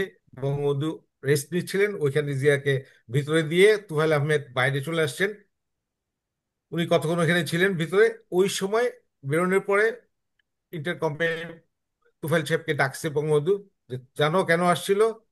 সে তো ছোট একটা কোরআন শরীফ নিয়ে আসছিল। এটা সে সংসদে বলছে। বলছে এইভাবে যে আল্লাহকে হাজির নাজির করে বলি যে উপরে আল্লাহ নিচে জাতীয় সংসদ। আমার এটা, এই কথাটা বাড়াইয়া বললে বা মিথ্যা বলার সাথে কোনো কিছু হবে কি হবে না। এই ওইখানে এই ছোট্ট একটা কোরআন শরীফ হাতে দিয়ে বঙ্গবন্ধুর হাতে ধরে বলছে, বঙ্গবন্ধু আমি জানি আপনি সব ফাইলে সই করবেন, আমাকে রাষ্ট্রদূত করে পাঠিয়ে দিচ্ছেন, আমি সব জেনে শুনে আপনার কাছে আসছি। আমি আপনার সাথে থাকতে চাই, আমি কাজ করতে চাই, আমি আপনার বিরুদ্ধে কোনোদিন যাব না। এটা জুন মাসে। জুলাই আগস্ট মাসে বঙ্গবন্ধু খুন হয়েছেন। বঙ্গবন্ধু খুনের সাথে সরাসরি সে যুক্ত ছিল না, কিন্তু এটা সে জানতো। এটা কিন্তু যারা খুন করছে, কর্নেল রশিদের ইন্টারভিউ এখনো আপনার ইথাতে ইথাতে তারা ঘুরছে বলছেন আর যে ভিডিও। দেখা সেখানে গেছে। কিন্তু সে পরিষ্কার বলছে যে তারা যে কয়জন সিনিয়র অফিসারের সাথে যোগাযোগ করছে তার মধ্যে জিয়াউর রহমান অন্যতম। এবং তারা ওই সময় নিয়ম নীতি ভেঙে, তাদের কারোরই চাকরি ছিল না, কর্নেল ফারুক, রশিদ আর কাকা যেন, তারা নিয়মিত ইয়েতে ক্যান্টনমেন্টে যেতেন। ওইখানে টেনিস লনে তারা দীর্ঘক্ষণ মিটিং করতেন, বিভিন্ন অফিসেও তারা মিটিং করেছেন। তো সবটাই তো পরিষ্কার। এই দুইজন ধুরন্ধর মানুষের মধ্যে দেখেন, শেখ হাসিনাকে বলা হয় যে 81 সালে শেখ হাসিনা বাংলাদেশে আসার সাথে সাথে জিয়াউর রহমানের মৃত্যু ঘটেছে। জিয়াউর রহমানের মৃত্যু ঘটেছে তো অন্য কারণে। জিয়াউর রহমান আর্মির ভিতরে অনেক খেলা খেলেছেন, সেখানে কতগুলি কু হয়েছে। প্রায় 1200 লোককে উনি সামারি ট্রায়াল করে ফাঁসি দিয়েছেন। উনি এই রিপাট্রিয়েট অফিসার মানে পাকিস্তান ফেরত অফিসার আর মুক্তিযুদ্ধ অফিসারদের মধ্যে এই গেম করতেন। সেই গেম করতে যায় উনি জীবন দিয়েছেন। ওর সাথে রাজনীতির কোনো ইয়ে ছিল না। যে ক্ষতি উনি বাংলাদেশের করে গেছেন সেটা হচ্ছে 71 সালে পাকিস্তানিরা আত্মসমর্পণ করার সময় যে দলিল দলিল সই করেছিল, সেই দলিলেও পরিষ্কার লেখা ছিল যে এই আত্মসমর্পণের ভিতর দিয়ে পাকিস্তান সরকারের সবকিছুর অবসান ঘটলো এই দেশে, ইনক্লুডিং জামাতে ইসলামের রাজনীতি সহ। মানে জামাত অফিসিয়ালি তখন ব্যান্ড হয়েছে, কারণ জামাতের 3জন মন্ত্রী তখনও পাকিস্তানের মন্ত্রিসভায় ছিল, পূর্ব পাকিস্তানের প্রাদেশিক মন্ত্রিসভায়। তারপরে বঙ্গবন্ধু পরিষ্কারভাবে বলছেন যে সবাইকে তো আমি শাস্তি দিতে পারবো না, কিন্তু যারা লুট করেছে, ধর্ষণ করেছে, বাড়ি ঘরে অগ্নিসংযোগ করেছে, এমন কাউকে আমি ছাড়বো না। তখনও 1200-1300 লোক ছিল আপনার ইয়েতে জেলখানায় সারা দেশের। বঙ্গবন্ধু খুনের পরে জিয়া রহমান ক্ষমতায় এসেই কিন্তু তারা একই রাত্রে জেলখানা খালি করে সবাইকে বাইরে চলে আসছে। তারপরে উনি বহুদলীয় গণতন্ত্রের নামে এই যে 20 বৃক্ষ রোপণ করেছেন, আজকে নুরা পাগলার কবরের কবর থেকে লাশ তোলার ঘটনা পর্যন্ত, ওইটার ধারাবাহিকতা এটা। হ্যাঁ, বিএনপি বলতে পারে যে আমরা তো এটার সাথে জড়িত না, কিন্তু বিএনপি যে পাপ শুরু করেছিল বঙ্গবন্ধু খুনের পর থেকে, এই যে ধর্মীয় রাজনীতিকে, উগ্রবাদকে প্রাধান্য দিয়ে তারা তাদের মন্ত্রিসভায় বিভিন্ন সময় যেটা করেছে, সেই পাপের দায় কিন্তু এখনো পুড়ছে। আমরা একজনের কথা বললাম না, যে কবরে আগুন দেওয়া হয়েছিল, সেই মানে মঈনুদ্দিন খান বাদল, জাসদের একমাত্র নেতা যিনি বঙ্গবন্ধু সম্বন্ধে অনেক পরিষ্কার পরিষ্কার কথা জাতীয় সংসদে বিভিন্ন জায়গায় বলে গেছে। বঙ্গবন্ধুর হত্যাকাণ্ড, তারপর আপনার এই কালুরঘাটের সেই স্বাধীনতার ঘোষণা সব নিয়ে। এবং সেই একমাত্র একজন জাসদের নেতা ছিল যে রিয়েলাইজ করেছিল যে জাসদ যে রাজনৈতিক পাপ করেছিল 72, 73, 74, সেই পাপের কারণেই বঙ্গবন্ধুর পতন হয়েছিল। এবং বঙ্গবন্ধু বাধ্য হয়েছিলেন পাকশাল গঠন করে দেশটাকে গ্রিভে রাখার জন্য। এবং সেই পাপে জাসদ তো পুড়তে পুড়তে পুড়েছেই। আর 75-এর পরে জিয়াউর রহমান বিএনপি গঠন করে যে পাপ করেছিলেন, সেই পাপে এখন দেখেন বিএনপির লোকজন ফে ফে করতেছে। গত 12 মাস ধরে তাদের কিন্তু তাদের নেতা নামতে পারতেছে না, লন্ডন থেকে আসতে পারতেছে এই না। এই প্রসঙ্গে একটা কথা আমি আপনাকে আমি শেষ বলি। করে দিচ্ছি দাদা। আমার তো ধরেন এরকম প্র্যাকটিসের মধ্যে নাই, কোনটা বলতে বলতে যেগুলি চলে আসে মাথায় বলতে হবে, এই কথাগুলি কোনো না কোনো ভাবে কোথাও এগুলো কথাগুলি থাকুক। তো সেই কারণে আজকে যদি ধরেন আমি কথাটা বলতে চাই যে আওয়ামী লীগ একমাত্র দল যে 2001 সালে শান্তিপূর্ণভাবে বাংলাদেশে ক্ষমতা হস্তান্তর করেছে। এবং আওয়ামী লীগ সবসময় 75-এর ক্ষত ভুলেও চাচ্ছিল এই বিএনপির সাথে একটা রাজনীতি ইয়ে করার জন্য, যে বিএনপি একটা মুক্তিযোদ্ধার দল, যদিও তারা অনেক অপকর্ম করেছে। সেটা কিন্তু 2004 সালের গ্রেনেড হামলার ভিতর দিয়ে সেই আশাও দূরীভূত হয়েছে। এবং এই যে বাংলাদেশে একটু সম্ভাবনা ছিল একটা দ্বিদলীয় রাজনৈতিক ধারা হওয়ার, আওয়ামী লীগ এবং ইয়ে এই বিএনপির, যেটা আমেরিকাতে আছে, লন্ডনে এরকম দ্বিদলীয় রাজনীতি তো সবচেয়ে পৃথিবীর সবচেয়ে বড় দুইটা দেশে, সেটা বাংলাদেশ সম্ভব ছিল। কিন্তু এই জায়গায় বিএনপি সঠিক রাজনীতিটা করে নাই, হঠকারিতা এবং অপরাজনীতি করে সেই সম্ভাবনাকেও শেষ করছে। তারা নিজেরাও বিপদগ্রস্ত হয়েছে। আজকে দেখেন, আজকে এমন একটি অনুকূল পরিবেশে তারা কত রকমের বেকায়দা আছে। আপনি দেখবেন কাল পরশু ইলেকশন হবে ডাকসুতে, কি অবস্থা হয়। আপনি দেখবেন জাতীয় নির্বাচন নিয়ে কি আচ্ছা, হচ্ছে। হ্যাঁ, এই এই প্রসঙ্গে স- আবার আপনাকে নিয়ে বসবো, আবার আবার আমরা কথা বলবো, কিন্তু যেহেতু আপনি মঈনুদ্দিন খান বাদলের কথা আমরা বললাম, আমি নিউ ইয়র্কে মঈনুদ্দিন খান বাদলের একটা ইন্টারভিউ করেছিলাম। তো আমি তাকে এই বঙ্গবন্ধু প্রসঙ্গটা তাকে জিজ্ঞাসা করি, তখন এক কথায় বলে ফেলছি যে সে মানে এত সুন্দর করে সে কি বলল। সে বলল যে জাসদ বঙ্গবন্ধুর প্রতি যে অন্যায় করেছে, আজকের জাসদ সেই পাপের প্রায়শ্চিত্ত করছে। এক্স্যাক্টলি এই কথাটা এসে বলছিল। যাই হোক, যাচ্ছি দস্তগীর জাহাঙ্গীর আপনার কাছে। বাই দ্য ওয়ে, দীপু ভাই, আপনি অনেকগুলি ঐতিহাসিক কথা বললেন, যে যে কথাগুলি আসলে দীর্ঘ আলোচনার মানে ইসে রাখে, দাবি রাখে, প্লাস খুব গবেষণামূলক কথাবার্তা যেগুলি আপনি বলছেন, এগুলি অন্য সময় আমরা কথা বলবো। দস্তগীর জাহাঙ্গীর, আপনার কাছে আমি একটি কথা বলতে চাই, আপনি খুব স্পেসিফিক আলোচনাটা মানে প্রশ্নগুলি করবেন, অতীত বা সামনে, ওই দিকে যাওয়ার দরকার নেই। এই যে কারেন্ট ইস্যুতে ডক্টর ইউনূস গভর্নমেন্ট, আজকে কিন্তু এটা বলা বলি শুরু হচ্ছে অলরেডি, যেটা আমি আগেই বলছি, যে ইউনূস ব্যর্থ, সরকার ব্যর্থ। ইউনূস এখন ছেড়ে দে মা, কাঁদে কেঁদে বাঁচি, একটা এক্সিট চায়, পিসফুল একটা এক্সিট হয়তো সে চায়। কি মনে করেন আপনি? এটা কিন্তু লোকজনের কথা, আমার কথা না। অসংখ্য ধন্যবাদ আপনাকে এই এই প্রশ্নটা এবং আপনি তুলে ধরার জন্য, যাতে আমি স্পেসিফিকলি ইউনুসের বর্তমান পরিস্থিতি আসলে কি ধরনের সেটা নিয়ে কথা বলি। দেখুন, 12 মাস বা 13 মাস বা 14 মাসে পড়লো ইউনুস সরকারের। আপনিও কথাতে বলে ফেলেছেন, কিন্তু যে বাংলাদেশের সাধারণ মানুষ যেহেতু দীর্ঘকালীন সময়ে আওয়ামী লীগ ক্ষমতায় ছিল, বাংলাদেশের সাধারণ মানুষেরা এটা খুবই সাধারণভাবেই যারা রাষ্ট্র ক্ষমতায় দীর্ঘকালীন থাকে, অ্যান্টি এস্টাবলিশমেন্ট একটা সেন্টিমেন্ট গজায়। এমনকি 1988 সনে আমি যখন লন্ডনে যাই, তখন মার্গারেট থেচার ক্ষমতায়। এবং তখন সেখানকার সাধারণ মানুষ দেখলাম যে থেচার সম্বন্ধে তাদের আগ্রহ নেই, কখন এই এই ভদ্রমহিলার বিদায় চায়, এটাও, অথচ আমরা তাকে আয়রন লেডি হিসাবে জানি। অতএব ডক্টর ইউনূস 12 মাস আগে যখন ক্ষমতায় আসেন, তখন সাধারণ মানুষের ভিতরে যে যে উদ্গ্রীব ছিল, যে নেটওয়ার্কিং বিশ্বব্যাপী পরিচিত, এবং উনার যে ধূর্তামি, যে আমরা বাংলাদেশকে ইউরোপ বানিয়ে ফেলবো, আমেরিকা বানিয়ে ফেলবো, সমস্ত ইয়ে চলে আসবে এখানে, সমস্ত এম্বাসি এখানে চলে আসবে, আমরা সেভেন সিস্টারকে বা দখল করব, কলকাতা আমাদের হয়ে যাবে, এই যে বিষয়গুলো সমস্তগুলোই ছিল ফাঁকা বুলি। সেদিন আমরা বলেছি, কারণ আমরা সেটা দেখতে পেরেছিলাম, এই জন্য বলেছি। আজকে মানুষ যারা তার পক্ষে ছিল, তারা আপনি ফেসবুকে দেখবেন, সামাজিক মাধ্যমে দেখবেন, বাংলাদেশের বা পত্রিকাকে টুটি চেপে ধরলেও এখন এটা বলা হচ্ছে যে বেকারত্ব বেড়ে গেছে, এবং তারা এটা বেকারত্বের কথা বলে, অর্থনীতির কথা বলে, মানুষের খাবার নেই, এবং 1 বছর আগে বলছিল যে সবজি খুব সস্তা, এখন সবজির বাজারে আগুন, সমস্ত এক এক করে বলতে গেলে প্রচুর। নারীরা বাংলাদেশে, যেখানে একটা নারী বিপ্লব ঘটেছিল, যে নারীরা আয় করে, সেই নারীরা এখন কর্মহীন, তাদেরকে মানবেতর জীবনযাপন করতে হচ্ছে, খুন হচ্ছে, রেপ হচ্ছে, বেদখল হচ্ছে, মসজিদ আগ পুড়িয়ে দেওয়া হচ্ছে, নোরা পাগলাদেরকে তাদের কবর থেকে তুলে আগুনে পুড়িয়ে দেওয়া হচ্ছে। অতএব সুশাসন তো দূরের কথা, বাংলাদেশটাই তো ধ্বংস হয়ে গেছে। অতএব সেফ এক্সিটের কথা যেটা আপনি জিজ্ঞেস করছেন, সেটাতে আমি একটু দ্বিমত পোষণ করি। কারণ যেহেতু সে রাজনৈতিক কোনো কানেকশন নেই, সে এখনো মনে করে তার প্রভু, যেরকম আফগানিস্তানে কারজাই, এবং কারজাই উত্তর আরেকজন কি ছিলেন, এদের মতন তারা মনে করে যে তাদেরকে সেফ এক্সিট দিয়ে নিয়ে আসবে।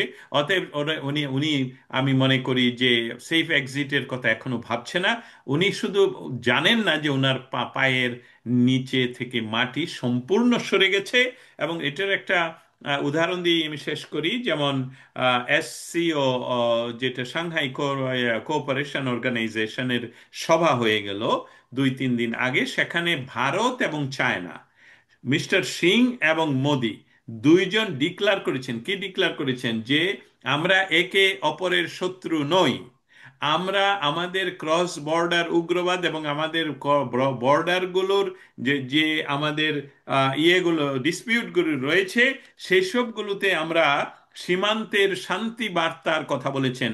মঞ্চ থেকে মোদি জানান সেনা প্রত্যাহার করা হচ্ছে, তারপর শান্তি ও স্থিতিশীলতা ফিরিয়ে আনার পাশাপাশি, এমনকি আরেকটি কথা এখানে জানিয়ে রাখি, তা প্রায় 2 বৎসর দীর্ঘ সময় ধরে ধর্মীয় তীর্থযাত্রা, যেটা কৈলাস এবং মানস সরোবরে হয়, সেই তীর্থযাত্রা ইতিমধ্যে শুরু হয়েছে।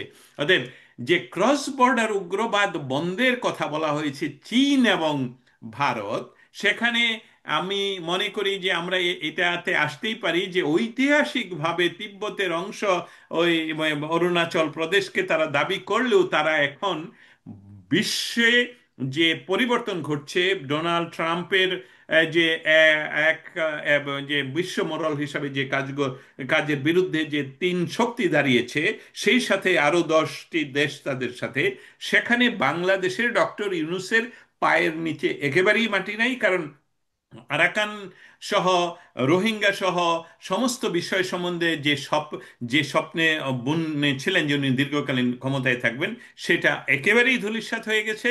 এবং শুধু ডক্টর ইউনূস যেহেতু, আমি বলবো, ধূর্ত হলো, সে অর্বাচীন। অর্বাচীন এই অর্থে, সে এখনো বিশ্বাস করে তাকে হয়তো বা এর হেলিকপ্টারে করে কোনো দেশ তাকে নিয়ে যাবে, কিন্তু বাংলাদেশের চতুর্দিকেই তার শত্রুদের দ্বারা পরিবেষ্টিত, এবং সেই শত্রুগুলো সে নিজেই তৈরি করেছে। এবং তাকে পাকিস্তান নিয়ে যেতে হলেও তো অন্য দেশের উপর দিয়ে যেতে হবে। সো আপনার কথার সাথে আমি দ্বিমত হয়ে একমত হচ্ছি, এই যে আসলেই উনার দিন শেষ হয়ে আসছে। ধন্যবাদ। ধন্যবাদ দস্তগীর জাহাঙ্গীর। তো আমাদের এইটা এখন প্রশ্নটা লাস্ট প্রশ্ন, আমরা প্রায় শেষ পর্যায়ে। দীপু ভাই, আপনার কাছে প্রশ্ন হলো এইটা, যে সবচেয়ে আকাঙ্ক্ষিত মানে যেটা নির্বাচন, একটি নির্বাচিত প্রতিনিধির হাতে একটা ফেয়ার ইলেকশনের পর ক্ষমতা যাবে, এটাই সবাই আশা করতেছিল।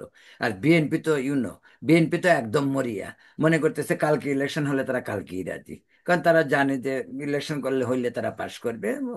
তারেক রহমান লন্ডনে বসে বসে স্বপ্ন দেখতেছে প্রধানমন্ত্রী হওয়ার, খুবই মানে প্র্যাকটিক্যাল। আজকের সার্কামটেন্স এটা ভীষণ প্র্যাকটিক্যাল। তো এই যে ইলেকশনের এক কথা বললো, ফেব্রুয়ারিতে ইলেকশন হবে, অলরেডি রোড ম্যাপও দেওয়া হলো, আপনার কি ধারণা, ইলেকশন হবে? ধন্যবাদ রতনদা। আসলে বাংলাদেশ নিয়ে এই মুহূর্তে যেই সিচুয়েশন বাংলাদেশে প্রিভেইল করতেছে, সেখানে একবারে ফেব্রুয়ারি তো অনেক দূরে। ফেব্রুয়ারি পর্যন্ত ইলেকশন হবে কিনা এটা একবারে কনফার্ম করার কোনো সুযোগ নাই। আর আমাদের ধরেন ব্যক্তিগতভাবে এই আমরা যতটুকু বুঝি যে নির্বাচনটি যেন না হয়, তার জন্য কিন্তু অনেক স্টেক হোল্ডার খুব রেডি, এবং প্রত্যেকগুলি ঘটনার ভিতর দিয়ে কিন্তু আলটিমেটলি একটা জায়গায় ফোকাস করা হচ্ছে। এই যে উগ্রবাদীরা নুরা পাগলার মাজার ভাঙলো, তাকে পুড়িয়ে দিল, এইটার ভিতর দিয়ে তারা কিন্তু মানে যে তাদের কোনো ধর্মীয় একটা প্রতিবাদ জানিয়েছে শুধু তাই না, তারা কিন্তু তাদের শক্তিমত্তাটাও প্রকাশ করার চেষ্টা করেছে। তারা প্রমাণ করতে চাইছে। আজকে আমরা যখন এখন কথা বলছি, এখন হাটহাজারীতে খুব গন্ডগোল হচ্ছে। আমি এটাই সেখানেও বলছিলাম। হ্যাঁ, হ্যাঁ, হ্যাঁ, জানি সেখানেও এটাই বলছিলাম, গন্ডগোল হচ্ছে। চাঁদপুরে হচ্ছে। এই এই এই দুই ইসলামী পার্টিরই, মাইজ ভান্ডারির লোক আর এই আপনার বাবুনগরীর পার্টি। তো এখানে 20-50টা বাস ভেঙেছে, অনেক 50 জনের মতো আহত হয়েছে। তো এটা হলো এখন শক্তি পরীক্ষার জায়গা। এই শক্তি পরীক্ষার সুযোগ ডক্টর ইউনূস সাহেব দিচ্ছেন। এটা হয়তো বুঝে দিচ্ছেন, নয়তো না বুঝিয়ে দিচ্ছেন, অথবা কোনো চাপে দিচ্ছেন, অথবা কোনো নীল নকশা অংশ হিসেবে দিচ্ছেন। কিন্তু দেশ কিন্তু আলটিমেটলি চলে যাচ্ছে উগ্রবাদীদের হাতে, যেটা লন্ডন থেকে তারেক জিয়া বলছিল। তো আমি সেদিন তারেক জিয়ার একটা ইয়ের নিচে লিখলাম যে এই বিষ বৃক্ষ তো তাদেরই বপন করা। কাজে আজকে এটা বিকশিত হয়েছে অনুকূল পরিবেশের কারণে। শেখ হাসিনার সময়ে এই ধর্মীয় উগ্রবাদ ছিল না তা না। আপনি হেফাজতের কথা মনে আছে, হেফাজত যা করছিল, এটা অন্য যে কোনো গভর্নমেন্ট হলে গভর্নমেন্ট টপল হয়ে যেত, পারতো না এটা সামাল দিতে। কিন্তু আওয়ামী লীগের পক্ষে সামাল দেওয়া সম্ভব হয়েছে। এবং যে অপপ্রচার আওয়ামী লীগের বিরুদ্ধে হয়েছিল, যে লক্ষ লক্ষ লোক, হাজার হাজার লোক মেরে ট্রাক ভর্তি করে লাশ নিয়ে যাওয়া হয়েছে, প্রথম দিকে বলা হয়েছে ইন্ডিয়া নিয়ে যাওয়া হয়েছে, পরে এগুলি তো বলা হয় না, পরে দেখা গেল যে এই ঘটনাগুলি না। এটা ট্যাকেল করার জন্য যেই মানে নেতৃত্ব ছিল তখন, সৈয়দ আশরাফ ছিলেন। তার সে তার বুদ্ধিমত্তা দিয়ে সরকারি ইয়ে করে, এবং এটা কিন্তু সাউন্ড গ্রেনেড প্রথমবারের মতো ইউজ করে এই হুজুরদেরকে মানে ঢাকা থেকে বিতাড়িত করছিল। এটা এমন এক লাইট ইলেকট্রিসিটি আউট করে, ব্ল্যাক আউট হ্যাঁ, করে ইলেকট্রিসিটি এটা দিতে। তো ইটস কৌশলের অংশ। হ্যাঁ, আপনি বাংলাদেশ ব্যাংকের মতো কেপিআই, কি পয়েন্ট ইনস্টলেশনের চারিদিকে এরা এমন ভাবে ইয়ে করছিল যে বাংলাদেশ ব্যাংকটাকে এরা মানে জ্বালা দিতে পারতো। কারো পক্ষে পুলিশ টুলিশ মিলিটারি কারো পক্ষে যাওয়ার কোনো সুযোগ ছিল না। একটি দেশে একটি ধর্মীয়, এটা কোনো রাজনৈতিক দলও ছিল না, হেফাজত তখনও রাজনৈতিক দল না, কোনো কিছুটা একটা আহ, একটা ইয়ে আন্দোলন। এবং এরা এমন এক পরিবেশ তৈরি করেছিল। এইটার পর থেকে, এবং হোলি আর্টিজানের ঘটনার কথা আমাদের মনে আছে, এই দুইগুলো কয়েকটা ঘটনার ভিতর দিয়ে কিন্তু শেখ হাসিনা এই জঙ্গিবাদকে একবারে টোটালি একটা টাইট অবস্থায় রেখেছিলেন। জঙ্গিবাদটা ওইভাবে মাথাচাড়া দিতে পারে নাই। তো আমি মনে করি আজকে এই ডক্টর ইউনূস সাহেব এটা এই কেন করছেন জানি না, তবে এই কথাটা আমি আপনার আগের শোতে বলেছি। ডক্টর ইউনূস সাহেবের সাথে কিন্তু জামাতের একটা পুরনো সম্পর্ক আছে। এটা এই দেশের মানুষও বুঝে না, আমাদের মিডিয়াও বুঝে না। কারণ যুদ্ধাপরাধের বিচার শুরু হওয়ার সময় থেকে ধরে তাদের যত লবিংটা সবটা কিন্তু ডক্টর ইউনূস সাহেব সহ বাংলাদেশের কিছু মানুষ এখানে করেছে। এটা দস্তগীর জাহাঙ্গীর ভাই বেশি জানবে আমার চেয়ে। অবশ্যই, অবশ্যই, হ্যাঁ, অবশ্যই। এবং কিছুটা এটা যে করোনা আমিও করেছে, জানি। হ্যাঁ। হুম। এই ক্ষেত্রে আমেরিকার তৎকালীন যে প্রশাসন ছিল, হিলারি ক্লিন্টন ছিল, তাদেরকে দিয়ে ব্যবহার করে বিভিন্ন সিনেটর কংগ্রেসম্যান সহ ডিপ স্টেট সব জায়গায় কিন্তু মানে সবার চোখের আড়ালে এই কাজগুলি করেছে। আর এটা ফাইন্যান্স করেছে এই জামাত। এই জন্যই জামাত বলেছে ফেব্রুয়ারিতে ইলেকশন হবে। দেখেন ঘুরে টুরে ফেব্রুয়ারিতে গেল ইলেকশন। হুম, হুম, হুম। জামাতের আমির লন্ডনে যে খালেদা জিয়ার সাথে দেখা করতে গেছে, উনি অসুস্থ। উনি তো এর আগে বাংলাদেশে বেশ অনেক মাস অসুস্থ ছিলেন। এই তো থাকতেন বনানী গুলশানে। কই জামাতের আমির তো যায় নাই সেখানে। জামাতের আমির সেখানে গেছে দেখা করতে, মানে মা ছেলে একসাথে দেখা করেছেন। আবার ইউনূস সাহেব সেখানে যায় তারেক জিয়ার সাথে দেখা করেছেন। এখন এই যে মানুষগুলি দেখা করলেন, এদের কিন্তু সবার মূল সুর এক জায়গায়, যে this is the high time. Awami লীগকে নিশ্চিহ্ন করার জন্য এর চেয়ে বড় সুযোগ আর জীবনে আমাদের আসবে না। সো যে কোনো মূল্যে এই কাজটা করতে হবে। এই জায়গায় তো আবার সবাই একসাথে, ডক্টর ইউনূসও চায় আওয়ামী লীগ সবাই নিশ্চিহ্ন একদম, যাক, সকলে একদম, তারেক সকলে। জিয়াও চায় নিঃশেষ হয়ে যাক, তারপরে আপনার এই জামাতের লোকজন তো চাই। তো এই সবগুলি শক্তি তো একবারে সম্মিলিত এক জায়গায় আছে, এই একটি পয়েন্টে তো এরা একাট্টা। তা আপনি যে বলেন এখন ধরেন এই নির্বাচন হবে, নির্বাচন তো এমনি এমনি উপর দিয়ে বোঝা যাচ্ছে নির্বাচন হবে, কিন্তু ভেতরে তো অনেক খেলা চলতেছে। এই যে একদম। শক্তি প্রদর্শন, এই শক্তি প্রদর্শন কিন্তু শুধু এই গোয়ালন্দ আর হাটহাজারিতেই না, আপনি দেখবেন অনেক জায়গায় হচ্ছে। আমি কালকে বলতেছিলাম যে সব জায়গায় সব এই যে ধর্মীয় উত্তেজনা এবং উগ্রবাদ এমনভাবে মাথাচাড়া দিয়ে উঠছে, যেটা তো আনকন্ট্রোল একটা সিচুয়েশনে চলে গেছে এখন, আনকন্ট্রোল সিচুয়েশনে চলে গেছে। তা আমি মনে করি না যে আমি এখন গত 15 দিন আগে আমি মনে করতাম যে এই ইলেকশন হয়তো ফেব্রুয়ারিতে হবে, কিন্তু আজকে রাইট নাও আমি বলি যে এটা নিশ্চিত করে বলার কোনো সুযোগ নাই। বাংলাদেশের এই রাজনীতি যেভাবে গতি প্রকৃতি বৈশিষ্ট্যে পরিবর্তন হচ্ছে এত দ্রুত, যে এখানে আপনি কখন কি হবে সে বলে একটা বলতে পারি, বাংলাদেশের মানুষ খুব বিপদগ্রস্ত। আপনি ব্যবসা বাণিজ্য, স্কুল কলেজ, সর্বক্ষেত্রে সাধারণ মানুষের জীবন সবাই এরকম একটা পরিস্থিতির মুখে পড়বে কেউ আশা করে নাই। সবাই মনে আসতে করেছিল। দীপু ভাই আসতেছে আপনার এখানে, আমরা তো প্রায় শেষ পর্যায়ে। আহ, দস্তগীর জাহাঙ্গীর, আপনি আমার কাছে কি মনে হচ্ছে, আপনি কি মনে করেন দেশের যে সার্বিক পরিস্থিতি দীপু ভাই এক্সপ্লেন করলো, আপনিও জানেন আমিও জানি, কিন্তু এই প্রেক্ষিতে তবুও আপনার আপনার আপনার কি ধারণা, মানে কি মনে করেন ইলেকশন পর্যন্ত যাবে বা ইলেকশন হবে ফেব্রুয়ারিতে? আহ, প্রথমত বলি যে ইউরোপিয়ান ইউনিয়ন অনেকভাবেই চাচ্ছে যে বাংলাদেশে যে তাদের বিভিন্ন ধরনের সংযুক্তি রয়েছে, কিছু ইনভেস্টমেন্ট রয়েছে, এবং বাংলাদেশ থেকে যেই ধরনের প্রোডাকশন ইউরোপিয়ান ইউনিয়নে যায় সেসবগুলোর জন্য স্থিতিশীল পরিস্থিতি খুবই প্রয়োজন। এবং স্থিতিশীল পরিস্থিতি আনতে হলে একটি নির্বাচিত সরকার তারাও চায়। আমেরিকা যে বিষয়টা চায় সেটা আমার চেয়ে আপনারা অনেক ভালো জানেন, কিন্তু তারপরে যেহেতু ওয়াশিংটন ডিসিতে পলিটিক্স পলিসি অ্যান্ড ডিপ্লোমেসি নিয়ে আমি আমি কিন্তু আসলে বারবার বলি যে আমার সাংবাদিকতা কিন্তু খুব লিমিটেড। লিমিটেড হলো যে এই পাওয়ার গেমের ভিতরে কি ঘটে ইন্দো প্যাসিফিক জোনে সেটা আমি বোঝার চেষ্টা করি। সেখানে আমি সংবাদটুকু এঁটে দিতে চাই, পৃথিবীতে কোথায় কি ধরনের গণতন্ত্র হবে সেটা নির্ধারণের করে ওয়াশিংটন ডিসি বা পেন্টাগন। যেমন সৌদি আরবের গণতন্ত্র হলো রাজতন্ত্র, তাদের কোনো অসুবিধা নেই, কিন্তু অন্য দেশে যেমন পাকিস্তান ইনভাইট পেয়েছিল সবসময় এখানে গণতান্ত্রিক বা গণতন্ত্রের সভায় ওয়াশিংটন ডিসিতে, কিন্তু বাংলাদেশ পায়নি। এইসবগুলো তাদের নীতি নির্ধারণী বা স্কেল মাপার। অতএব বাংলাদেশে নির্বাচন আমেরিকা চায় কি না চায় সেটা বোধহয় আমাদের আলোচনার ভিতর দিয়ে এটা স্পষ্ট। বাংলাদেশে এই সরকারকে আমেরিকা ইমপ্লিমেন্ট করেছে, পয়সা দিয়েছে, সহযোগিতা করেছে, এবং এই সরকারের আমলে বা সবচেয়ে বেশি সরাসরি হস্তক্ষেপের সুযোগ রয়েছে আমেরিকার, এবং তা গত 12 মাসে আমরা দেখতে পাচ্ছি যে যুক্তরাষ্ট্রের যে এম্বাসি সেখান থেকে অনেকটাই পার্টি এবং সরকার নিয়ন্ত্রণ করছে। এবং গত 15 বছরের ভিতরে অন্ততপক্ষে 10 বছর আমরা শিবিরের বিভিন্ন স্টুডেন্ট লিডারদেরকে ইউএসএ তে স্কলারশিপ দিয়ে এনে ট্রেনিং এর ব্যবস্থার কথা আমরা বারবার বলেছি, দেখেছি, রিপোর্ট করেছি।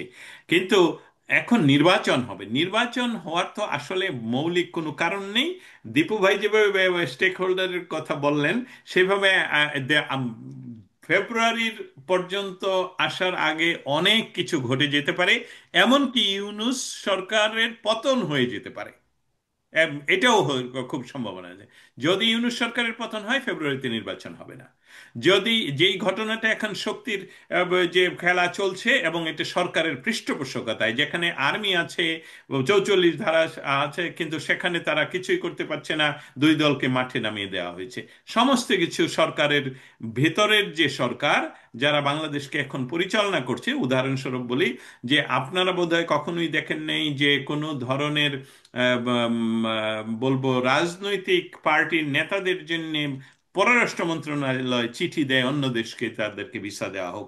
জামায়াতে ইসলামের একদম এটা উলঙ্গ বিষয়। তো আমি শব্দটা উলঙ্গ বললাম যে এর চেয়ে উলঙ্গ কিভাবে যে জামায়াতে কালকে, ইসলাম রাষ্ট্রের হ্যাঁ, অংশ চিঠিটা নয়, গতকালকেই দেওয়া হয়েছে চিঠি। হ্যাঁ, ক্ষমতার অংশও নয় সেই, এবং তারা মন্ত্রী নয়, কিন্তু তাদের জন্য পররাষ্ট্র মন্ত্রণালয় থেকে চিঠি আসে। সো আমরা বুঝতে পারছি যে তারা ক্ষমতায়, তাহলে তারা নির্বাচন চাবে কেন?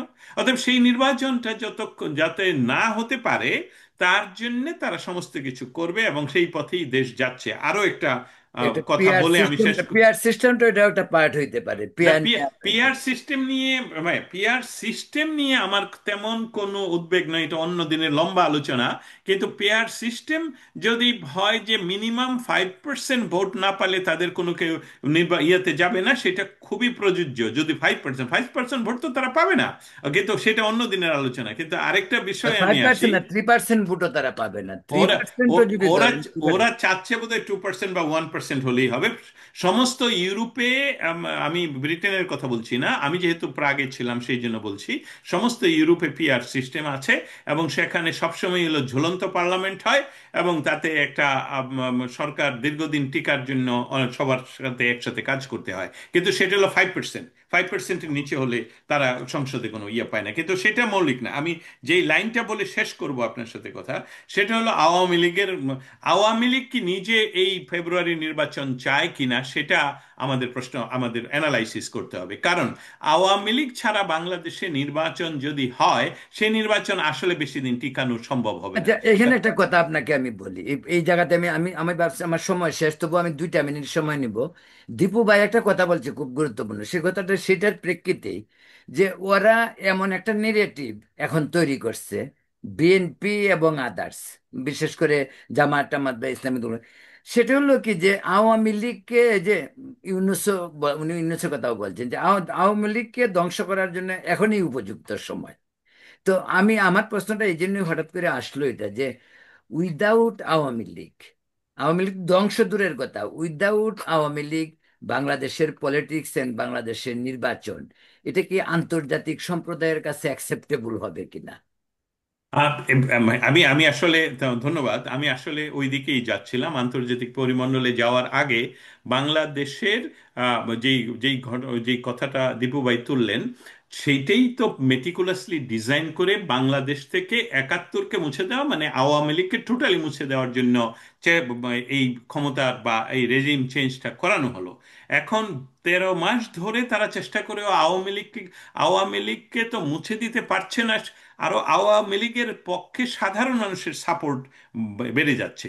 অতএব আমার মনে হচ্ছে যে আওয়ামী লীগ যত দিন বেশি হাতে পাবে, নির্বাচনকে যতটুকু দূরে ঠেলে দেওয়া যাবে, ততদিন পর্যন্ত এমনি এমনি এই ব্যবস্থা টিকবে না। আওয়ামী লীগের হাতেই এই অসাংবিধানিক সরকারের পতন হবে।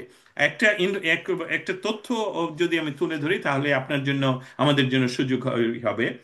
গত 4-5 বছর ধরেই স্টেট ডিপার্টমেন্ট এবং যুক্তরাষ্ট্রের এম্বাসি বাংলাদেশে যে কথাগুলো বলতো, সেখানে সবসময় বলতো আমরা ফ্রি, ফেয়ার এবং ইনক্লুসিভ নির্বাচন চাই। Free, fair, inclusive. গত সপ্তাহে যুক্তরাষ্ট্রের যিনি চার্জ অ্যাফেয়ার্স, উনি বলছেন ফ্রি, ফেয়ার ইলেকশন চাই। ইনক্লুসিভ শব্দটা বাদ হয়ে গেল কেন? তা অতএব আন্তর্জাতিকভাবে যারা ডক্টর ইউনূসের পক্ষে, তারা ইউনূসকে, মানে বাংলাদেশে, দীপু ভাইয়ের কথায় ফিরে যাই, বাংলাদেশ থেকে আওয়ামী লীগকে মুছে দেওয়ার জন্য 75-এর প্রচেষ্টার পর এই যে একটা তাদের মেটিকুলাসলি ডিজাইন করে যে বিষয়টা নিয়ে আসছে, এখনই এই আওয়ামী লীগকে ধ্বংস করতে হবে, মুছে দিতে হবে, না হলে আর জীবনে পারা যাবে না। কারণ তারা কিন্তু পথ দেখিয়ে গেছে যে আওয়ামী লীগ ক্ষমতায় আসলে অন্তত পক্ষে আমি দস্তগীর জাহাঙ্গীর হলেও তো কয়েকটি বিষয় আমি আওয়ামী লীগকে রিকমেন্ড করবো, যে এই বিষ বৃক্ষ কিন্তু সমূলে উৎপাদন করতে হবে যদি ভবিষ্যতে বাংলাদেশে আবার এই দুর্ঘটনা না ঘটাতে চায়। কারণ দেখেন, আওয়ামী লীগের এই দীর্ঘ সময় ক্ষমতায় থাকাকালীন সময়েও সমস্ত বিরোধী দল কিন্তু তাদের কার্যক্রম পরিচালনা করতে পারছে, সরকারের সমালোচনা করতে পারছে, এমনকি শেখ হাসিনাকে নিয়ে ব্যঙ্গ পর্যন্ত করতে পারছে। কিন্তু এইরকম একদম মেরে ফেলা, এইরকম এই পরিস্থিতিতে যায়নি কোনো দল। তবে এখন নির্বাচনে বিদেশি শক্তি, আমি মনে করি ইউরোপিয়ান ইউনিয়ন ইনক্লুসিভ নির্বাচনের পক্ষে দাঁড়িয়েছে ইতিমধ্যে। ভারত, চায়না এবং রাশিয়া, তারা সুস্পষ্ট উচ্চারণে বলেছে যে শুধু ফ্রি ফেয়ার নয়, আওয়ামী লীগকে সাথে নিয়ে নির্বাচন করতে হবে এবং সেখানে ফ্রি ফেয়ার হতে হবে। আর আমেরিকা এখন, যেহেতু নতুন রাষ্ট্রদূতকে পাঠানো হয়েছে ব্র্যান্ট ক্রিস্টেনসেন, যিনি বাংলাদেশে 2019 থেকে 2021 সন পর্যন্ত ছিলেন রাজনৈতিক এবং অর্থনৈতিক কাউন্সিলর হিসাবে, তিনি একজন পরিপক্ক, অভিজ্ঞ রাষ্ট্রদূত, এবং উনি বাংলাদেশের পলিটিক্যাল ফেব্রিক, সামাজিক ফেব্রিকটা জানেন। উনি চায়নাতে বাংলাদেশের ছিলেন বাংলাদেশের ছিলই সে। উনিশশো সে উনিশশো দুই বাংলাদেশে কাজ দুই করেছে হাজার উনিশ দীর্ঘদিন। সন থেকে 21 সন পর্যন্ত, এবং এই ট্রাম্প উনাকে নিয়োগ দিয়েছিলেন। অতএব একই ব্যক্তি দুইবার বাংলাদেশে নিয়োগ পাওয়া কি ইঙ্গিত ট্রাম্প প্রশাসনের? কারণ আচ্ছা, ইতিমধ্যে, দস্তগীর জাহাঙ্গীর, আমি আপনাকে এখানে আমি stop এই করে লাইনটা দিই। দিয়ে শেষ করি যে হ্যাঁ, ইতিমধ্যে চায়নাতে যে সাংহাই কোঅপারেশনের যে মিটিং হয়ে গেল, তার সাথে সাথেই গত 13 মাসে একজন অ্যাম্বাসেডর না দিলেও উনি বাংলাদেশে একজন পরীক্ষিত অ্যাম্বাসেডরকে পাঠাচ্ছেন, নিশ্চয়ই ইনক্লুসিভ নির্বাচনের জন্য। হ্যাঁ, এখন আমরা মানে অপেক্ষা করতে মানে হবে যে আওয়ামী লীগ এই নির্বাচনে অংশগ্রহণ করে কিনা।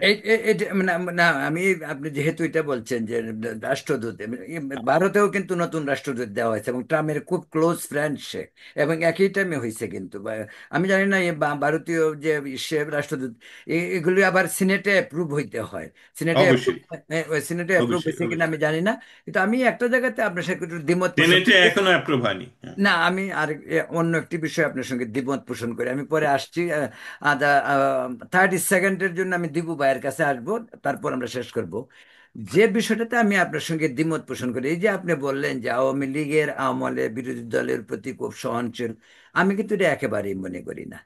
আওয়ামী লীগের আমলে বিরোধী দলের প্রতি গণতান্ত্রিক সংসদীয় পদ্ধতির সরকারের আমলে যে ধরনের গণতান্ত্রিক প্র্যাকটিস হওয়া দরকার, বা বিরোধী দলকে যেভাবে আস্থায় আনা প্রয়োজন, সেটা কিন্তু আওয়ামী লীগ পুরোপুরিভাবে ব্যর্থ হয়েছে।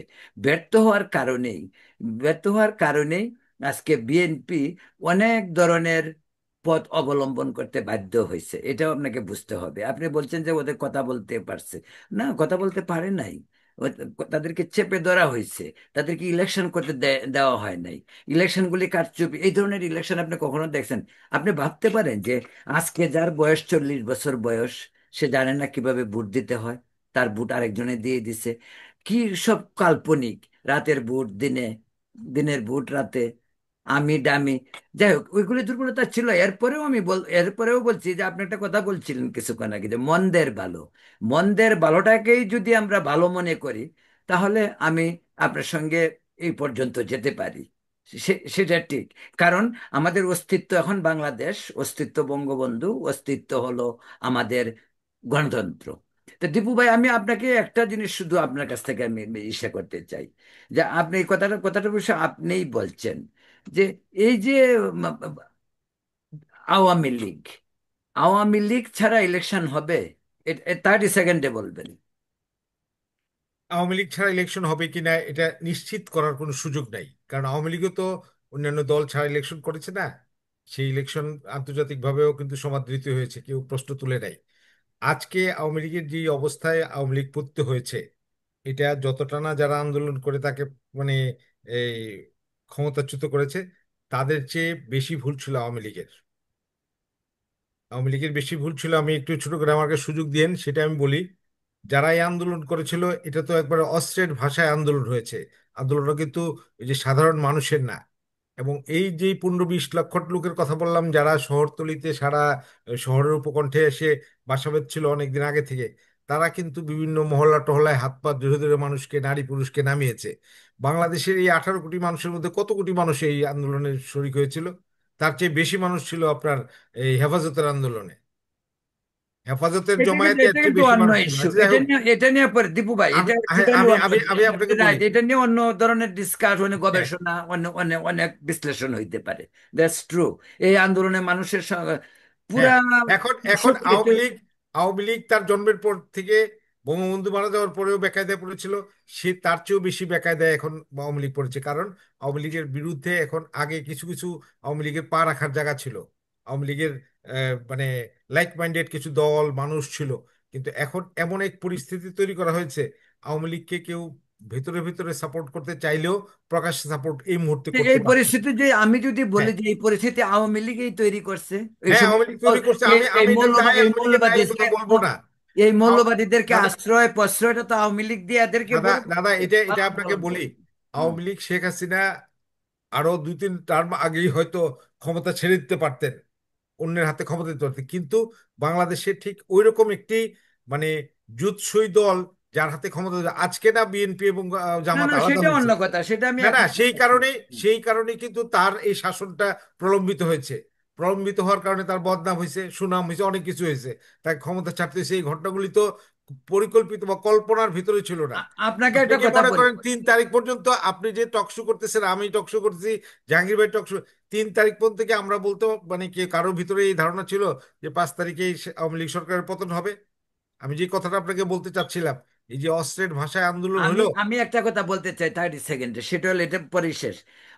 ঢাকা শহরের, আমি বোধহয় ওই দিন আপনাকে কথাটা বলছিলাম, হেলিকপ্টার থেকে উপর থেকে বা প্লেন থেকে ভিডিও করা একটা ছবি দেখলাম। আমি কিন্তু বুঝতে পারিনি যে এটা বাংলাদেশ, এটা ঢাকা, এটা ঢাকা শহর। সত্যি আমি বুঝতে পারি নাই। আমি আমি মানে আমি আই ফিল প্রাউড। আমি জানি এবং এটা শেখ হাসিনা করেছেন, সে আওয়ামী লীগ করেছে। কিন্তু সেই জন্য তো বললাম যে এত কিছুর পরেও যে ঘটনাগুলি ঘটছে বিভিন্ন কারণে, সেগুলি অনভিপ্রেত, এগুলো হওয়ার প্রয়োজন ছিল না। এবং শেখ হাসিনাই দেশকে এত উন্নয়নের পথে নিয়ে গেছেন, তিনিই কিন্তু এইগুলি দমন করতে পারতেন, কিন্তু তিনি প্রশ্রয় দিয়েছেন। আমি জানি না সেটা ওনার মেধা মননশীলতার অভাব কতটুকু, সেটুকু হইতে পারে, প্লাস সেই কাজটা তাদের দ্বারা হয়েছে। আমরা আমরা তিনজনই সাংবাদিক, সেই জন্য জাম্প করি, আমাকে ক্ষমা করবেন। রতনদা, আপনি যে কথাটা বলছেন, সেখানে যে আওয়ামী লীগের আমলে, আওয়ামী লীগের আমলকে আমি তুলনা করেছি গত 12 মাসের আমলে। আপনি গত 12 মাসে আওয়ামী লীগের আমলে কোন দল কথা বলতে পারেনি? আপনি বলছেন যে গণতান্ত্রিকভাবে তাদেরকে অনেক কিছু বঞ্চিত করা হয়েছে, যেটা আমিও স্বীকার করছি, যেটা দীপু ভাইও স্বীকার করছেন এবং আপনিও স্বীকার করছেন। আওয়ামী লীগ যদি ভুল না করতো, আওয়ামী লীগের যদি এত এত ভুল না হতো, তাহলে তো এই একদিনে বা 19 দিনের আন্দোলনে আওয়ামী লীগ পতন হয় না, যেটা ভারত সহ পৃথিবীর, এমনকি আমেরিকাও এই এই সময়ের জন্য রেডি ছিল না। আমেরিকাও এই সময়ের জন্য রেডি ছিল না যে এই আন্দোলনই পড়ে যাবে। কিন্তু মৌলিক বিষয়টা যেটা বলছি, গত 12 মাসে দেখেন আওয়ামী লীগ, ছাত্রলীগ, যুবলীগ, একটা শব্দ বলা যাবে না। শব্দ বললে তাকে, গত রাতে আমাকে ফোন করা হয়েছে, এটা আমি আপনার মাধ্যমে শেয়ার করি। ফোন করেছেন একজন নারী, যে দাদা কোনো ক্রমে কি বাঁচানো যায় না, আমার বাড়ির চতুর্দিকে তো জঙ্গিবাদ এখন আমার তা আমি বললাম যে আমি আমেরিকা থেকে আপনাকে কি করে বাঁচাবো, আপনি লাইন কেটে দিয়ে নিরাপত্তা, আপনি নিজে আগে নিরাপত্তার বলয় তৈরি করা উচিত ছিল। এই হলো বাংলাদেশ, এটা শেখ হাসিনার সময় ছিল না। আমরা যত কিছুই বলি, হ্যাঁ, সেটা আমি অন্য, বলছি হ্যাঁ, যে ছিল না। হ্যাঁ, এটা শেখ হাসিনার সময় আমরা দেখেছি। আপনি ভোটের কথা বলছেন, আমি সেখানে কোনো দ্বিমত করব না, শুধু আমি আমাদের শ্রোতা মণ্ডলীর কাছে আমার একটা দায়বদ্ধতা রয়ে গেছে। এই জন্য আমি বলছি, ভোটের রাজনীতিতে বিএনপিকে নির্বাচনে বাধা দেওয়া হয়নি। আজকে যেরকম আওয়ামী লীগকে নির্বাচনে বাধা দেওয়া হচ্ছে, আওয়ামী লীগের নিবন্ধন বাতিল, বিএনপির নিবন্ধন বাতিল ছিল না।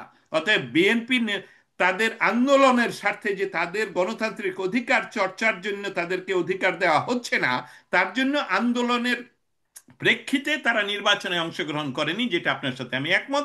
সেখানে তারা আপনি আমি দামির কথা বলছেন, অন্যান্য কথা বলছেন, অবশ্যই সেটা নিয়ে একটা অন্য লম্বা বিতর্ক বা সেটা আমরা নিয়ে আলাপ আরেকদিন করব। আমরা আলোচনা করি। কিন্তু আমি শুধু তুলনা করছিলাম যে বিএনপিকেও নির্বাচনের আসার বাধা দেওয়া হয়নি। বাধা যেটা দেওয়া হয়েছে, কিন্তু আইনগত কোনো বাধা ছিল না সেখানে। আজকে কিন্তু আওয়ামী লীগকে আইনগত, নির্বাচন কমিশন বলছে যে তারা নিবন্ধিত না, অতএব তাদেরকে আমরা নির্বাচনে নিব কেন? এই পরিস্থিতি বাংলাদেশে কোনো সময়ই ঘটেনি। এমনকি আমি বলবো যে কোনো সামরিক শাসনের আমলে ঘটেনি। এই জগদ্দল পাথর, এই যে মনস্টার, এই যে মনস্টার, এই মনস্টার ডক্টর ইউনূসের এই চরিত্রটা এইভাবে মানুষ না দেখলে সে ইতিহাসের আস্থা করে নিক্ষিপ্ত হতো না। অতএব প্রিয় সে আস্থা প্রিয় করে দর্শক, নিক্ষিপ্ত হবেই। ধন্যবাদ আপনাকে। আজ এ পর্যন্তই। আমি ধন্যবাদ জানাচ্ছি এনামুর রাজা দীপু ভাইকে এবং দস্তগীর জাহাঙ্গীর আপনাকে। আমাদের আজকের আলোচনার এখানে সমাপ্তি। আপনারা ভালো থাকুন, সুস্থ থাকুন, নিরাপদ থাকুন। শুভরাত্রি। ধন্যবাদ আপনাকে।